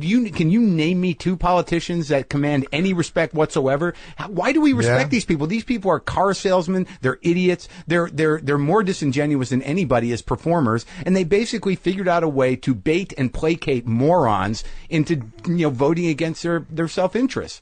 That's an amazing skill, but is it respectable? I don't know. Do you respect a guy that sells you horse shit in the guise of a health supplement? I agree with you. I mean, I think politicians are terrible. I mean, people attack evangelists, but at least evangelists offer something. Right. Well, they after the immediate relief of someone's pain and aggravation with another line of bullshit.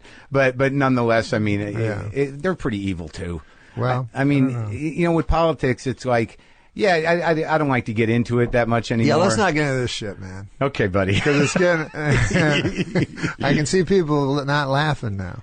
No, I mean, but laughter. But I know that you've gotten into a little bit of flack around it. But you're flack around what? Around politics. What do you mean? Well, just that you've said things that people have reacted to, but you're not like a political comic. I'm not political. I've only said things on purpose to provoke people. Right. Once in a while.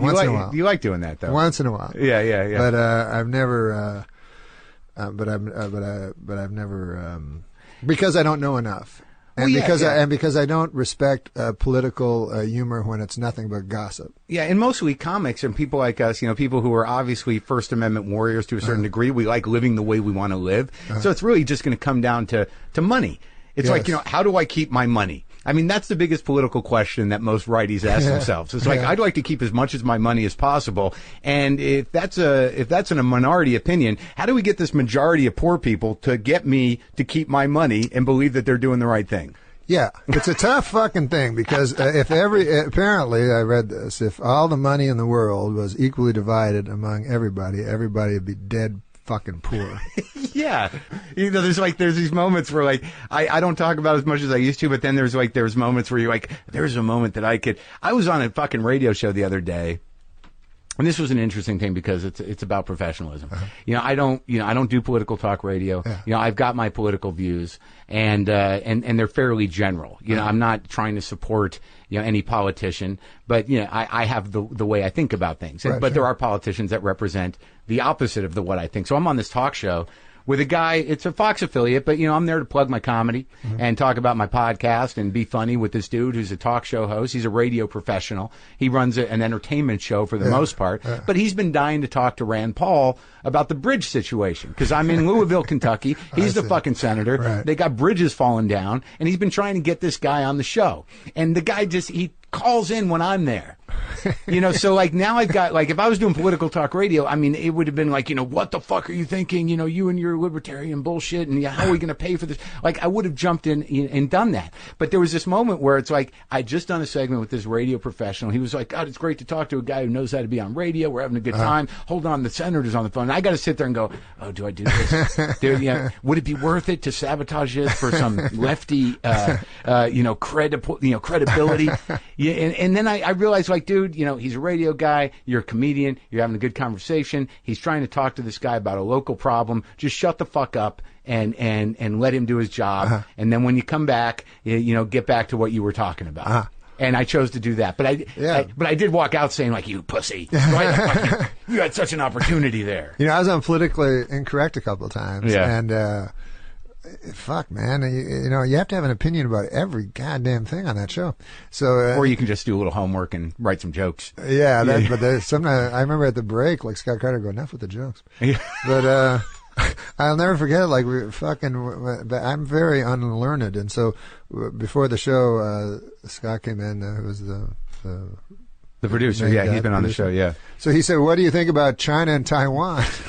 And seriously, I only know those as words, So I was like, I don't know anything. Like, can't I have another subject? So, anyways, then we get out because he goes, because Bill believes this. I mean, anyways, when we get out, we're introducing the guy beside me, the smart guy, right? Mm-hmm. He wrote a book on China and Taiwan. Right. So fucking Bill Maher, he starts with me. He goes like, what was it with China and Taiwan?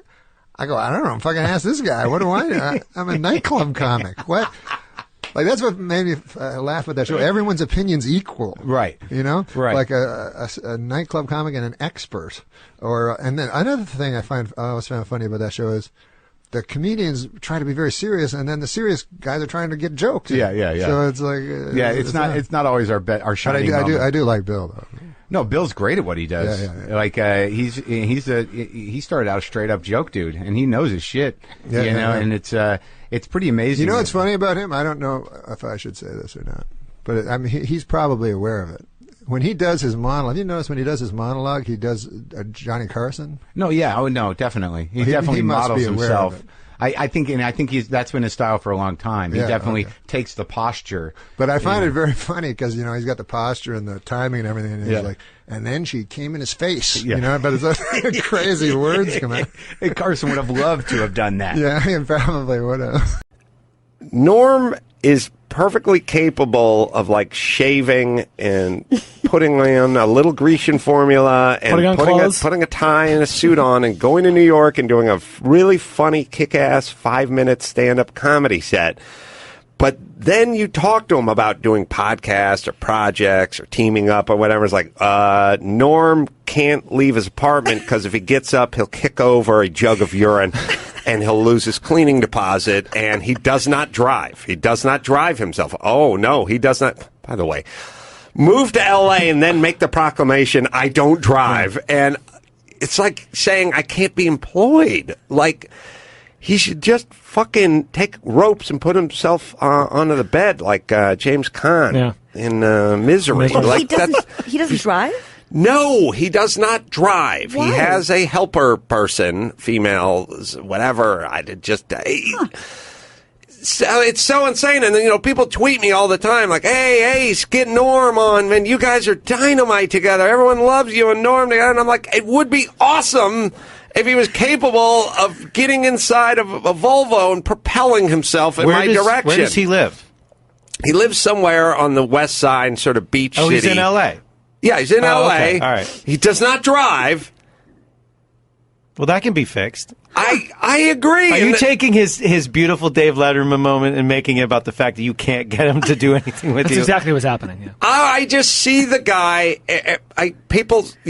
I'm seeing it because he is so good when he wants to be good, and he's puts himself together, and it's perfect. And then you see him, and he's got like a gray beard, and he's walking around with Kleenex boxes on for slippers, and it's like, look, just fucking learn, get your driver's license, and come on out. Yeah, join the rest of us.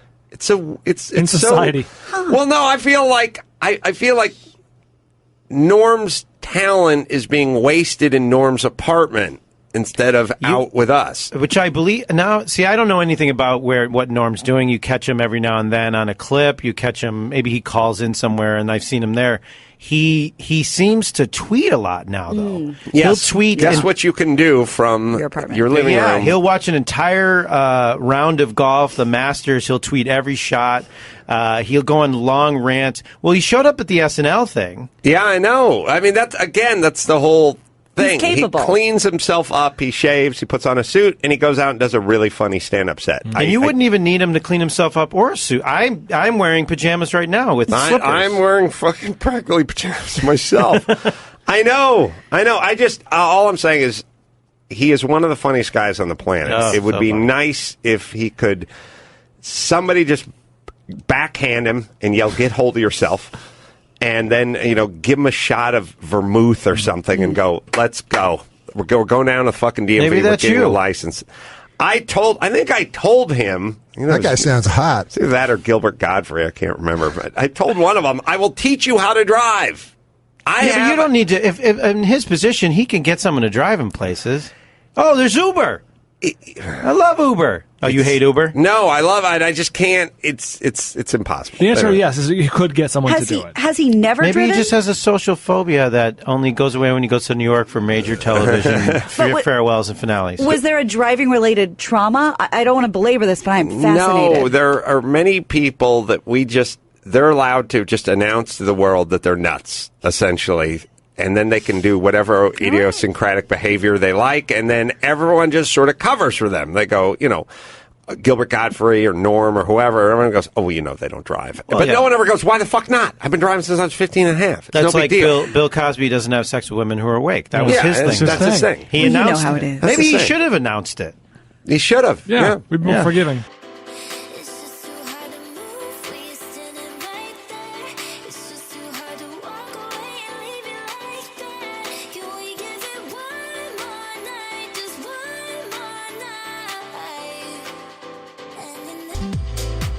As a matter of fact, I told Annie earlier that she said, well, how did you and Norm meet? I said,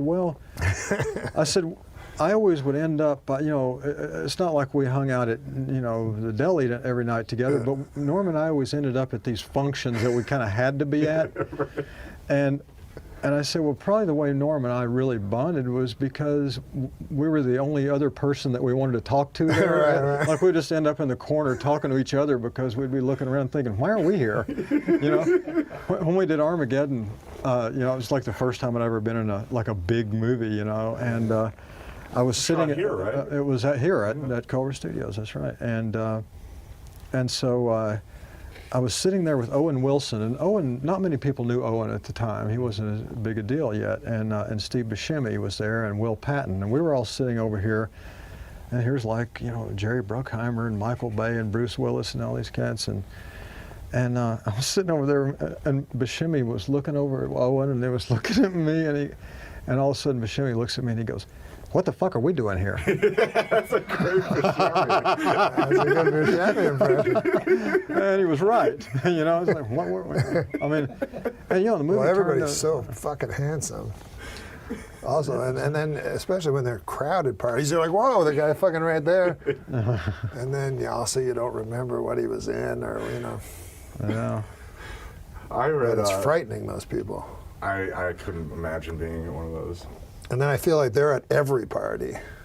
Like I know David Spade is a really funny guy. Yeah. But he goes to every party and every red carpet, and I'm like, man, I don't know how you do that. Like, it's got to be exhausting. Yeah.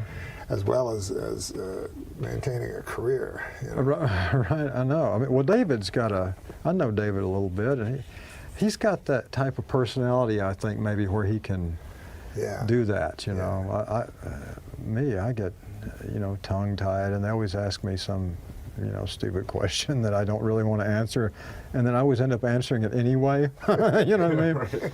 And the next thing you know, he did this bit for us that he insisted on doing. Sully Sullenberger? Yes, he did a bit where he came out and he's like, Conan, I've made a movie. And I'm like, oh, really? You've made a movie? And yeah, I funded it myself. And it was about Sully Sullenberger, who landed. Sully Sullenberger biography. Yeah, biography about the pilot who landed the plane.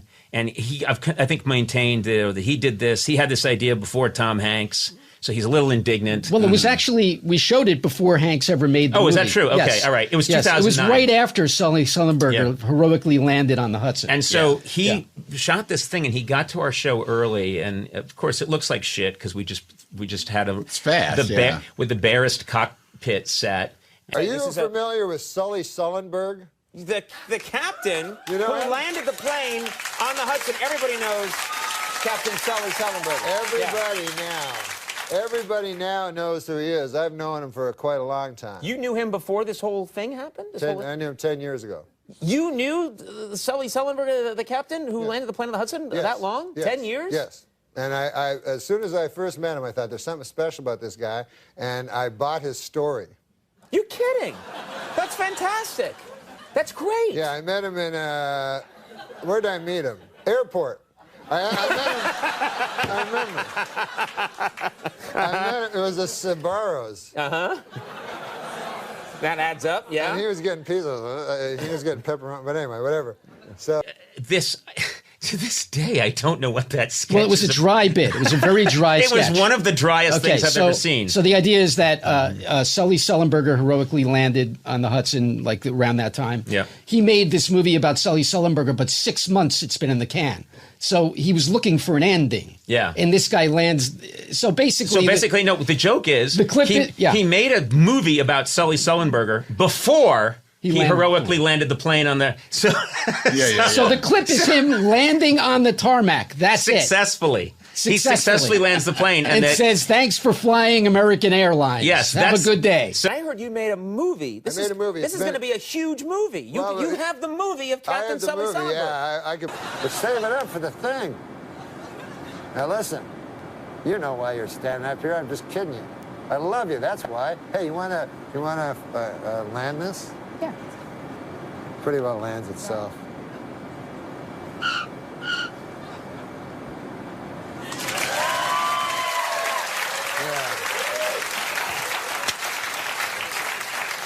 But mostly, I know there's not enough time, but mostly we talked about it was a love story. What? A love story with who? Him and his wife, Lori Sungelberger. What was her name? I wrote this bit 25 minutes ago.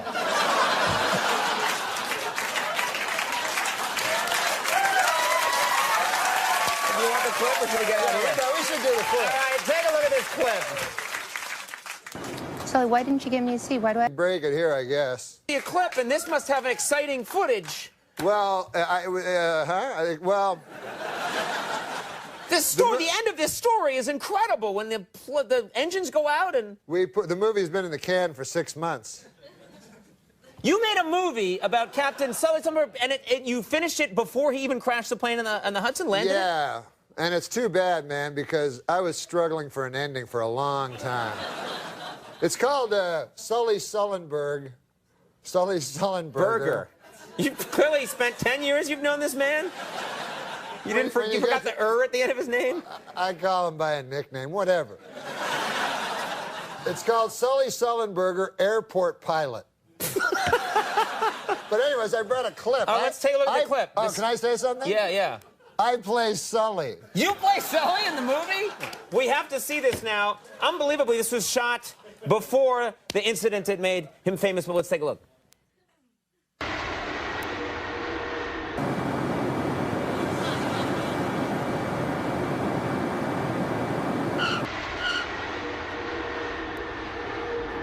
On behalf of U.S. Airline, we know you have a lot of choices to make, and we're glad you chose us.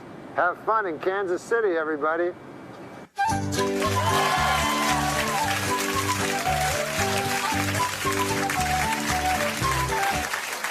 not a good ending. It's a terrible ending. It's the worst possible ending. I keep saying reshoots, and they have no money for reshoots. They're like, I said a long shot of the Hudson. Nothing. No, that's not going to do it. And he insisted on using the woman who did his makeup, Deborah Pullman. He insisted on using her in the bit, even though it's not even clear why he needed her in the bit. His wife played his wife. Yeah, played his wife, and I have to stand here for the whole flight. I told you it's cheaper.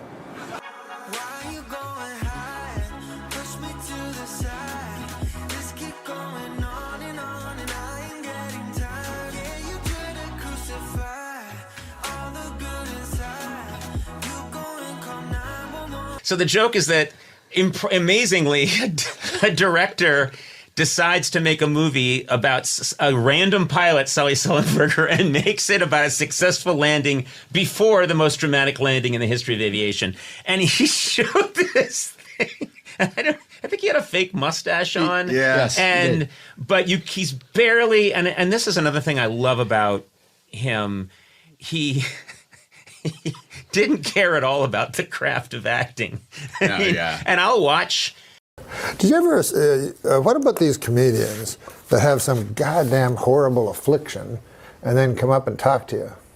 You ever have that happen to you? On stage or in life? No, off stage. So some multiple sclerosis or muscular dystrophy, something like that. Yeah. And then they roll over to you and makes you feel not easy. Uncomfortable, and it hurts timing. It's a hell of a thing, huh? But when you get a guy close to you like that. Yeah. I don't excel in those type situations. No. And I feel very bad about myself. Sure. Maybe more than any other time. Is when I'm dealing with someone with an affliction, and I'm not sure what I'm supposed. If you're walking down the sidewalk and there's somebody coming the other way in a wheelchair, do you have a look, or do you no, I'm going to act normal. I'm sure he wants me to act normal. What do you do?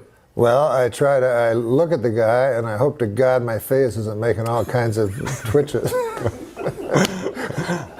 I like to hedge my bets. I don't want to ignore him, so I'll look at him, but I'll like scowl or something. Really? You know? It's the same joke.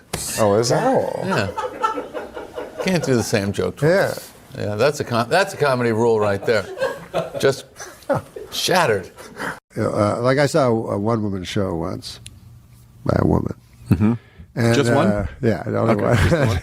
And she was like, well, my mother had breast cancer, and now I have breast cancer. And I'm like, well, it's everybody. Like, they think it's so special when everyone gets cancer and dies. Like, that's not great. What if we just ended the podcast? But it's almost like the height of narcissism to think that you're going to you're going to be so brave as to talk about it in person, right? Whereas all you're doing is just garnering sympathy for yourself. Well, I guess that's true. How is that brave? It seems cowardly to me. It seems much braver to me. Like, I remember Richard Farnsworth was an old character actor, and he did a David Lynch movie called The Straight Story, and riddled with cancer, his last movie, and very frail. And it's a fantastic movie if you ever get a chance to see it. It's not a style, because I'm not really that big a fan of what's his name? David Lynch? Yeah. I'm not a fan of it. I don't understand weird stuff. I'm like, huh? What? But this one is a straight ahead story. You think. I call it like a hard G. It's G rated. Okay. It's hard G. I call it hard G. Because the second time I watched it, I'm like, whoa, I understand it all of a sudden. Well, you got to see this movie. Okay. And if you watch it closely, there's like hellish things going on underneath the surface of what looks like a quaint story. It's based on a guy who, in actual real life, drove his riding lawnmower across the state to visit his brother. who was dying. So anyways, the point of it is that Richard Farnsworth was nominated for an Academy Award for the movie. And if he had said he was filled with cancer, he would have won for sure. Sure. But instead, he didn't say it. And in fact, no one knew it. His family didn't know it. He kept it from everyone. And then he was a stuntman before he was an actor. He did what they call a stuntman's death, which is you put a shotgun in your mouth and with your toe you pull the trigger and blow your head off. Oh my God. And so that to me is courageous. Like you're not being a burden to your family. They know nothing about it.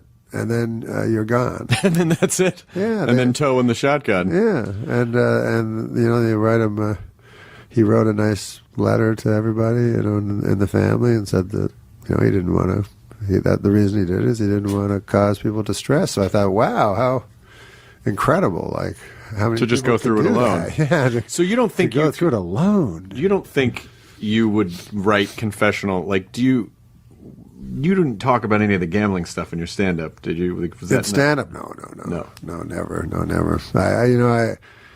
I never talked about me, really. I talked about universal me. You know what I mean? Right. That I was afraid of death, or that that kind of thing, which is this was something that everybody is afraid of. And so things like that. That.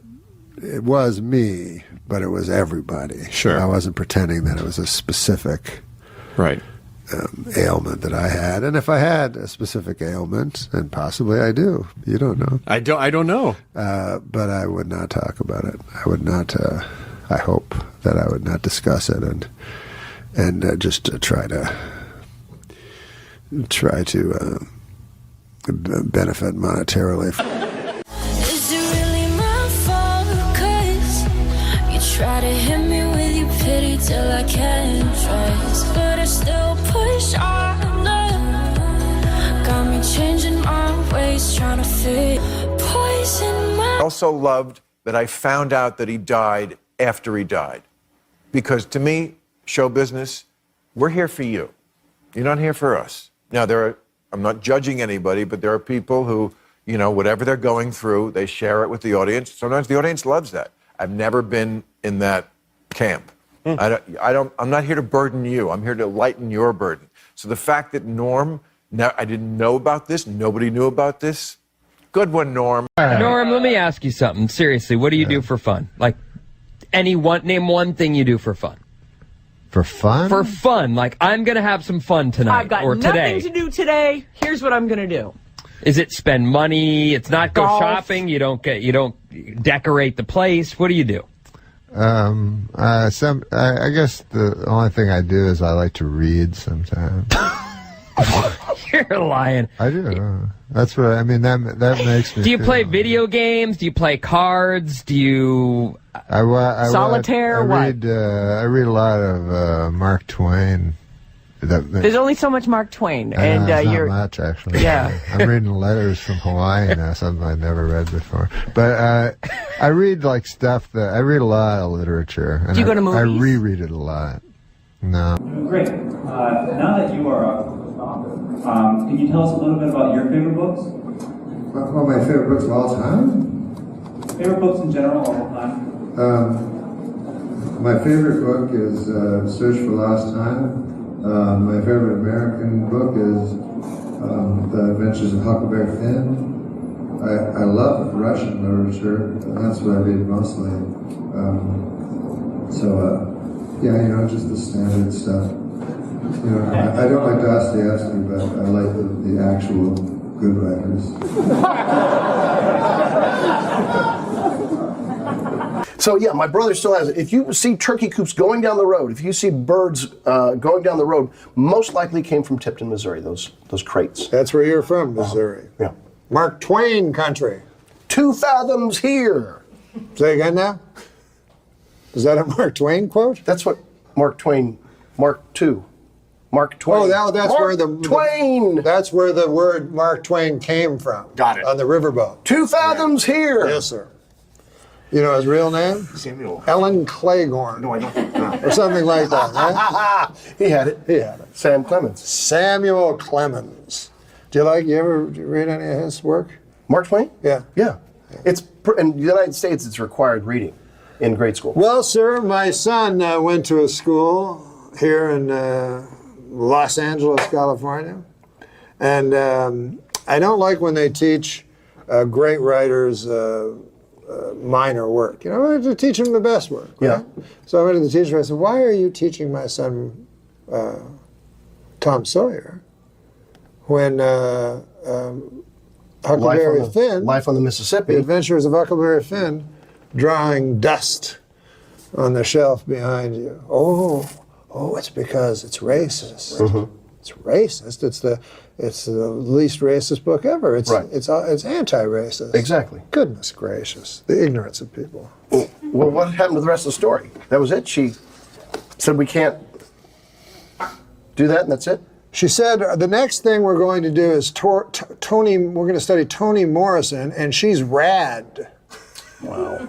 This is a private school that I'm paying a lot of money for. Yeah, I get you. Feelings flowing up and down, picking up the pieces that you left behind, hitting a new cup of flow, breathing in the smoke and clearing up my mind. The thoughts of you, I never knew what the hell you got me into. What do you mean? Now listen, Dennis. Have you heard about this Huckleberry Finn thing? I heard something about they wanted to take the N-word out, right? Yeah. Anyways, I wanted to bring it up before I forgot, and then we'll get on to my my project. All right. Do you have any observation on it, any tweak on it, or just the cognizance of the fact that they want to? No, I feel it's a thorny issue. Mm-hmm. No, that wasn't the whole thing. No. I thought you were going to go like, well, how so, or something. Tell us more, Norm. Why don't you I feel it's a thorny issue. Yeah, I'll tell me you why. too. Why, Norm? Well, you got Mark Twain, and you're talking about. I mean, for those of you who don't know, what I'm talking about. They've taken out the N-word, out of many of the books of Huckleberry Finn. Norm, they've taken out. And so you got a thorny issue that I think I have a solution to. Do you want to hear it? Oh man, never anything more. Well, the thorny issue is this. Yes. You don't want to take, Mark Twain, one of the greatest writer ever to brush paper with ink, and change his words, for God's sake. On the other side of the coin, you don't want to have a young African American boy in school, hearing that word out loud and causing him pain. So it's a thorny issue.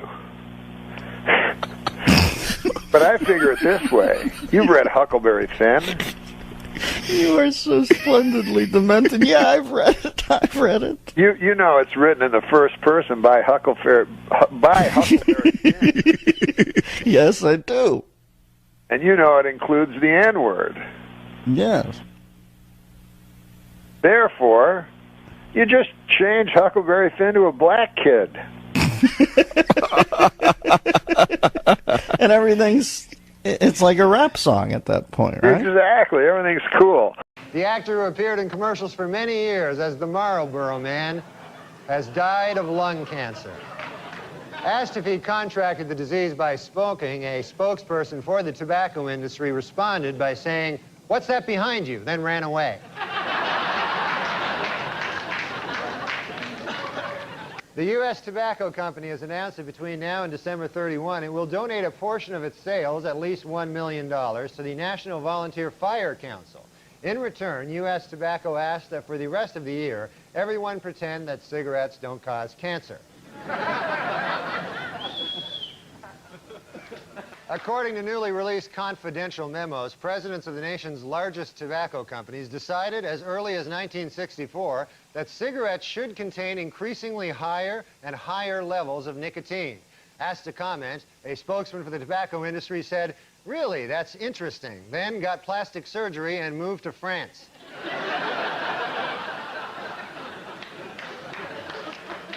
A new study funded by tobacco giant Philip Morris claims that the nicotine in cigarettes may actually help prevent Alzheimer's disease. Executives at Philip Morris caution that the study is not conclusive, but just to be safe, everyone on Earth should start smoking.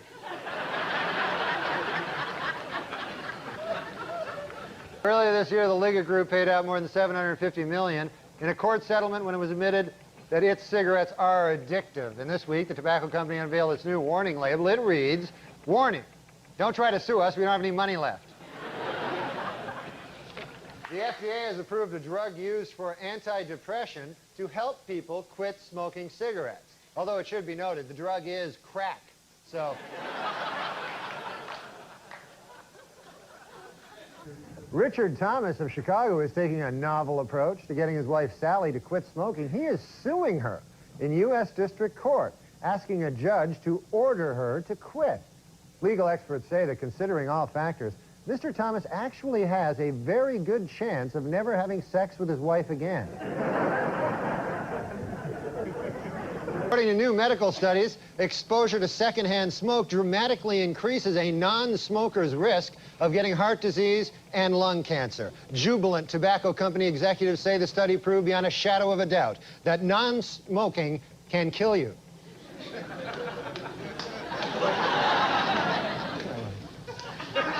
That one wasn't very good, but try to laugh anyway, because it helps Farley have a little rest. The most restrictive smoking ban in the nation took effect this week in New York, and already the city has gained over 9,000 pounds. Well, the Learning Annex in New York is offering a new course to teach women how to smoke cigars. The fee to enroll in the class is $100. The fee to watch the class is $200.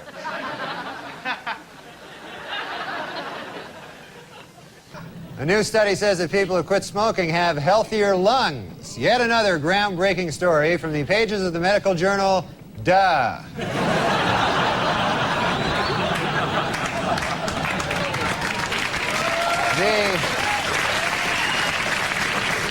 A recent consumer poll showed that Hershey is America's favorite company, while Philip Morris is America's least favorite. In the middle, the company that makes chocolate cigarettes. Right in the middle. Postal authorities removed a cigarette from a photo of blues artist Robert Johnson to help dignify the musician in a new stamp they've issued in his honor. This isn't the first time the post office has altered a photograph. In fact, the original photo used on the Elvis stamp was based on this photo.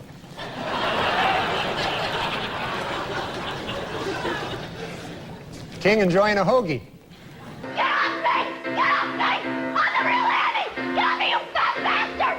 Get off me, you fat bastard!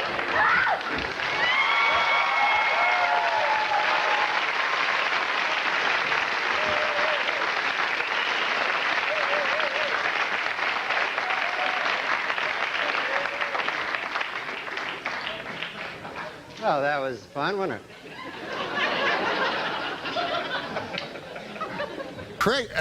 Craig used to be on a show called The Drew Carey Show. Yeah, that's right. Yeah. And you did the show right next door. You had the Norm MacDonald show right next door. And then I remember you were like, we had trailers, and I'd always be in my trailer. I like to go to my trailer and smoke cigarettes. Yeah, that's right. Yeah. And then you'd be in your trailer, and you'd be writing movies, and then directing movies, and then you'd be writing books. Yeah. It was because I was trying to not smoke. But people are waylaid by your laid-back image. They don't realize what a furnace of ambition you are. Hey, that's true. I am.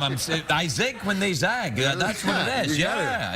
Listen, it's good. You don't smoke anymore. You look like healthy. You no, I quit smoking. Yeah, I read that on the side of the thing. What did you say? It's dangerous? It can kill you. No!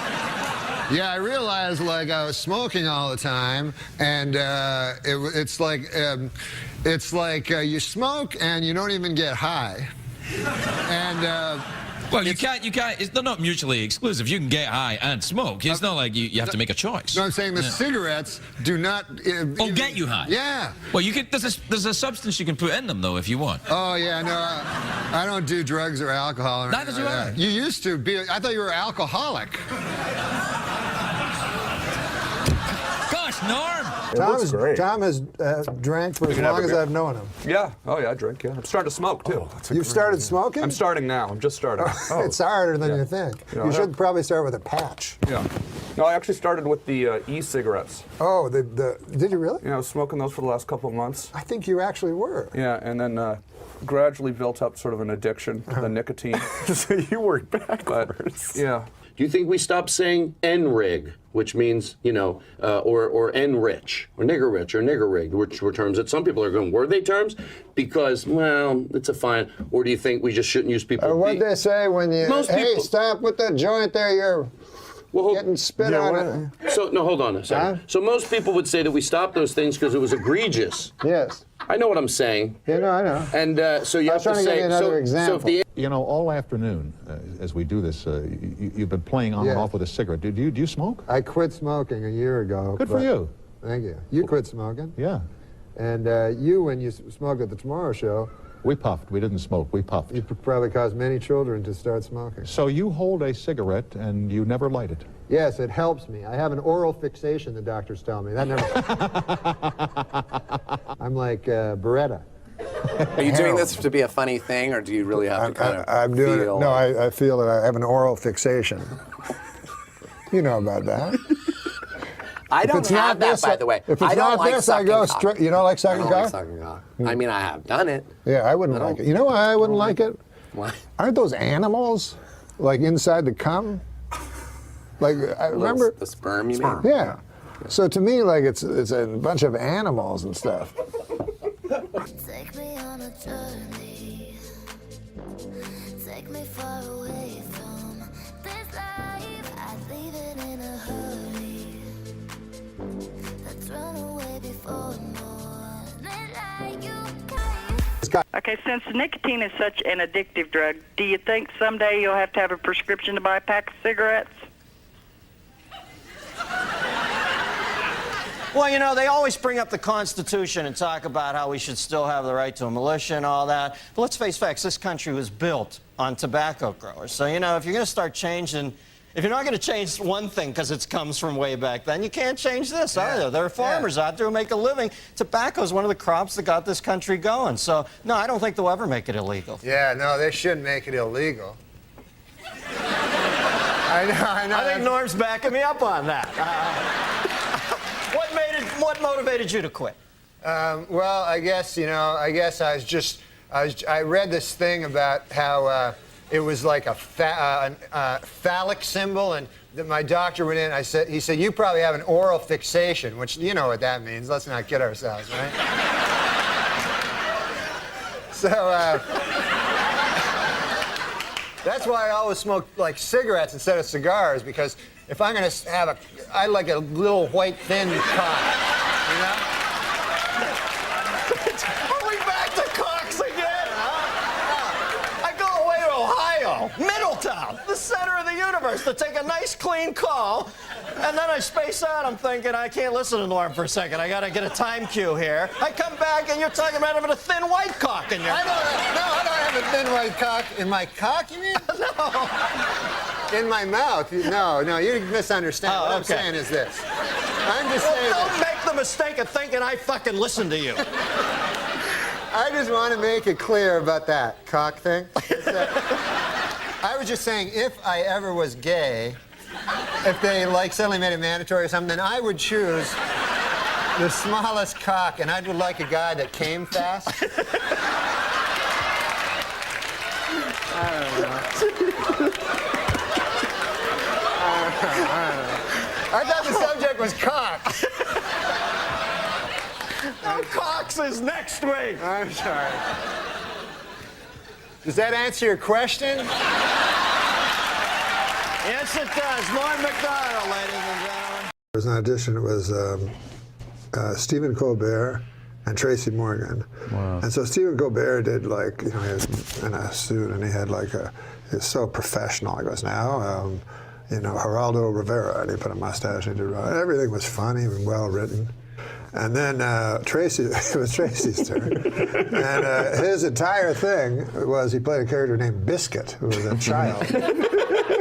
Hi, my name is Biscuit, and my teacher, Miss Soto, said for me to read y'all a Christmas poem. This is it. The name of my Christmas poem is, This is My Christmas Poem.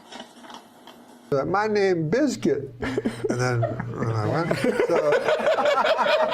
then that night we're at dinner with Lauren. You have that dinner, and he's like, "What do you guys think?" And I'm like, "Well, obviously it's Colbert," and everybody else was like, "What about Biscuit?" What?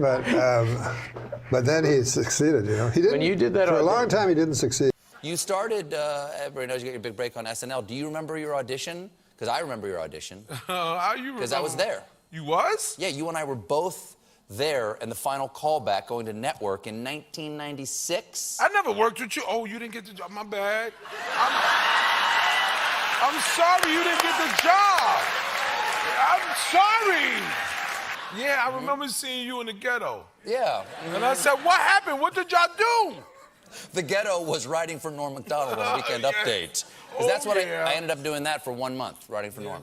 Yeah. You was over there. That was good. Yeah, first 1 month. That was a good time. The best story he told, I said, what was your most, secret fun thing that happened at SNL that, what was some inside shit? And he goes, Smigel and I, Robert Smigel. If you don't know who Robert Smigel is, he's Triumph the Insult Comic Dog. He's the voice and the genius behind that. Smigel's a fucking phenomenal genius writer and comedian. He goes, Smigel and I, we used to write sketches for Tracy, because we knew Tracy Morgan. We knew Tracy, he was bad in table reads. He couldn't read for shit. He's a fucking stumble through words, So one time we wrote this sketch that we knew was going to tank. Lauren hated it. And we showed it to Tracy anyway because we knew he had trouble reading. He had someone helping him read. He had bad time with S's. So we wrote this sketch about this guy who's like a gay animal handler named Brian Fellows. Do you remember that sketch? Yeah. Brian Fellows? Brian Fellows spent 4 years in Thailand as a volunteer for and later director of the Southeast Asian Animal Rescue Project.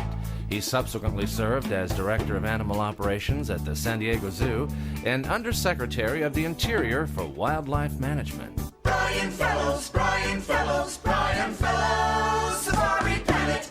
And he goes, if you look, the best part for us was it was Brian Fellows, 'S, Safari Planet. It was 3 S's in a row is the sketch that we pitched.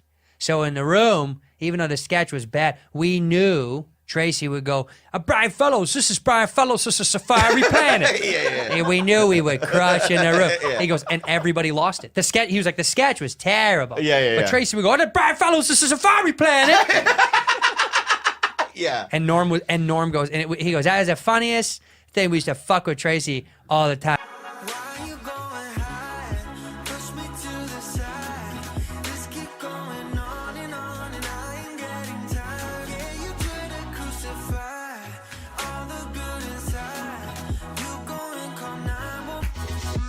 I'm Brian Fellow! Yes, I'm well aware, and I didn't mean to insinuate anything by that. I apologize. Oh, that's okay. Let me tell you, I once saw a video of a monkey washing a cat. That's crazy! Okay. All right, this is nuts. You have clearly overstated your credentials. I'm wasting my time here. I'm Brian Fellow. Good, go. And take that monster with you and tell him to stop smiling at me. It was like, he was kind of like the Bob Dylan of comedy. He was doing lyrics and words and phrases that nobody else in comedy was using. And it wasn't that he told jokes as much as just told stories in a funny way and had a just funny inflection. He said from the beginning in '93 when he did stand-up, he would call the TV the TV. The TV. Who else do you know who says the TV? Oh, I know who you're talking about, Bob Dylan. Right. Because I got to meet Bob Dylan once, and I was backstage with our guitarist Jimmy Vivino at a Bob Dylan show, and suddenly I got literally pushed into a room where there was some heavy-hitting people in there. I did not consider myself, nor do I still, one of those. But I got pushed in, and I got kind of shoved to the front of this line, and there's Bob Dylan. And he looked right at me, and he went, I know you from the TV. And I remembered that in my head, like he calls the television the TV with the emphasis on T. And then Norm, all these years, used to say, it's the TV. Now, Norm is a giant Dylan fan. I didn't know that.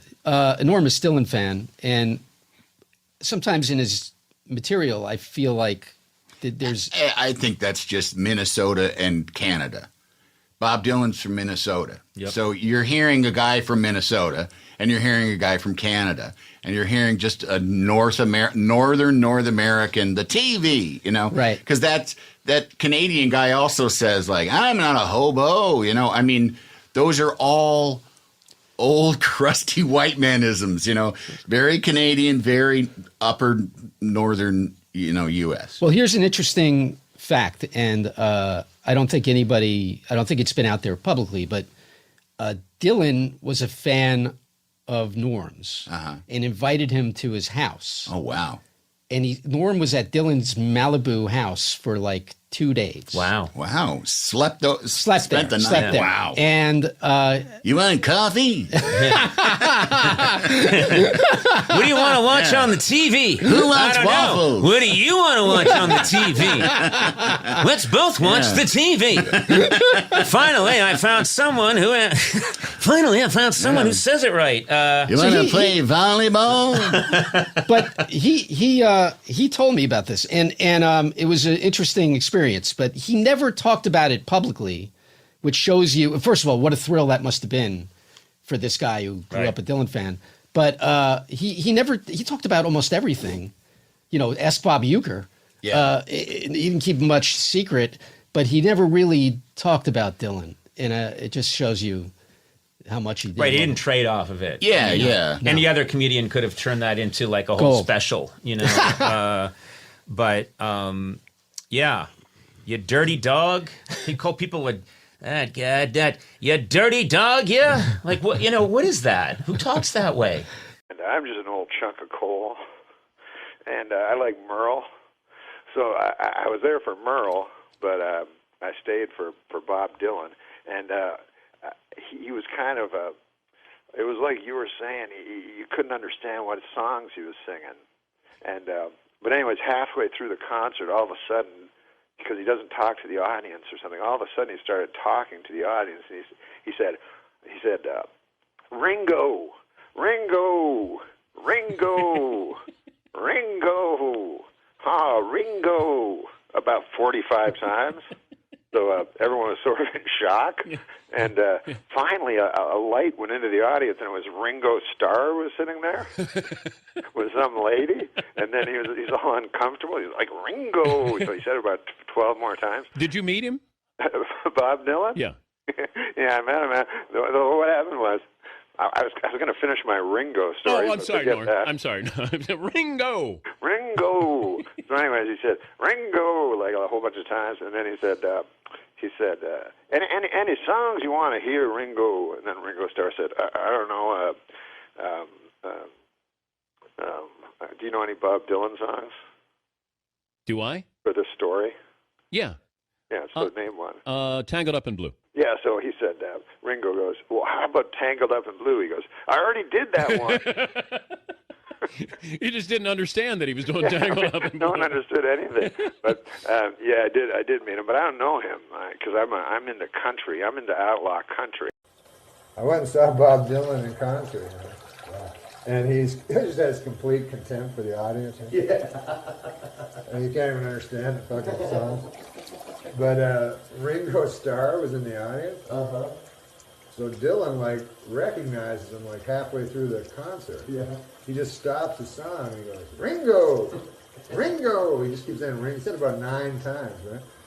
So finally, a spotlight goes on Ringo Starr. Yeah. And he's all embarrassed and everything. He's like, Ringo, what's up? He's not even on stage, He's just talking to Ringo Starr. So, but everybody thinks it's pretty cool. Yeah. So, anyways, finally, Dylan snaps at him. He goes, I got to go back and do this thing. He called it a thing. He's like, I gotta go back and do this thing. He goes, any song you want to hear? And then, like, Ringo Starr goes, Maggie's Farm. And then he goes, we already did that one. And everyone was fucking laugh because you literally can't recognize his songs. Right. But I understand what he's doing because it's like, let's say you told a story to someone, and then the guy said, hey, tell it to this other guy. Then you're going to change the story because you're not going to say the exact same words. You feel like a jackass. So that's what Dylan seems to do in his art. Yeah. He goes, yeah, I'll do the song, but I'll change it all around, mess it up. See what it sounds like. I was just thinking, you know how Bob Dylan plays the guitar, right? You're a musical guy. A little bit, yeah. He plays the guitar, you know. And then he plays the harmonica. The harmonica's around his neck, so he'll play the guitar, and then he'll go into the harmonica. Man's considered a genius, I think, by everyone. Yeah. In and out of music.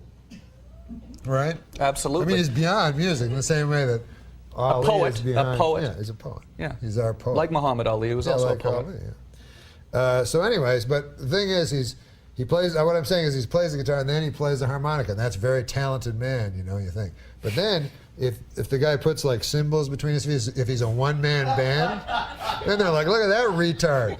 He's way more talented. That guy's way more fucking talented. He does like 8 at the same time. Dun, dun, dun.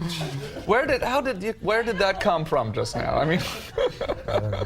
We were talking about doing 2 things at once. Right.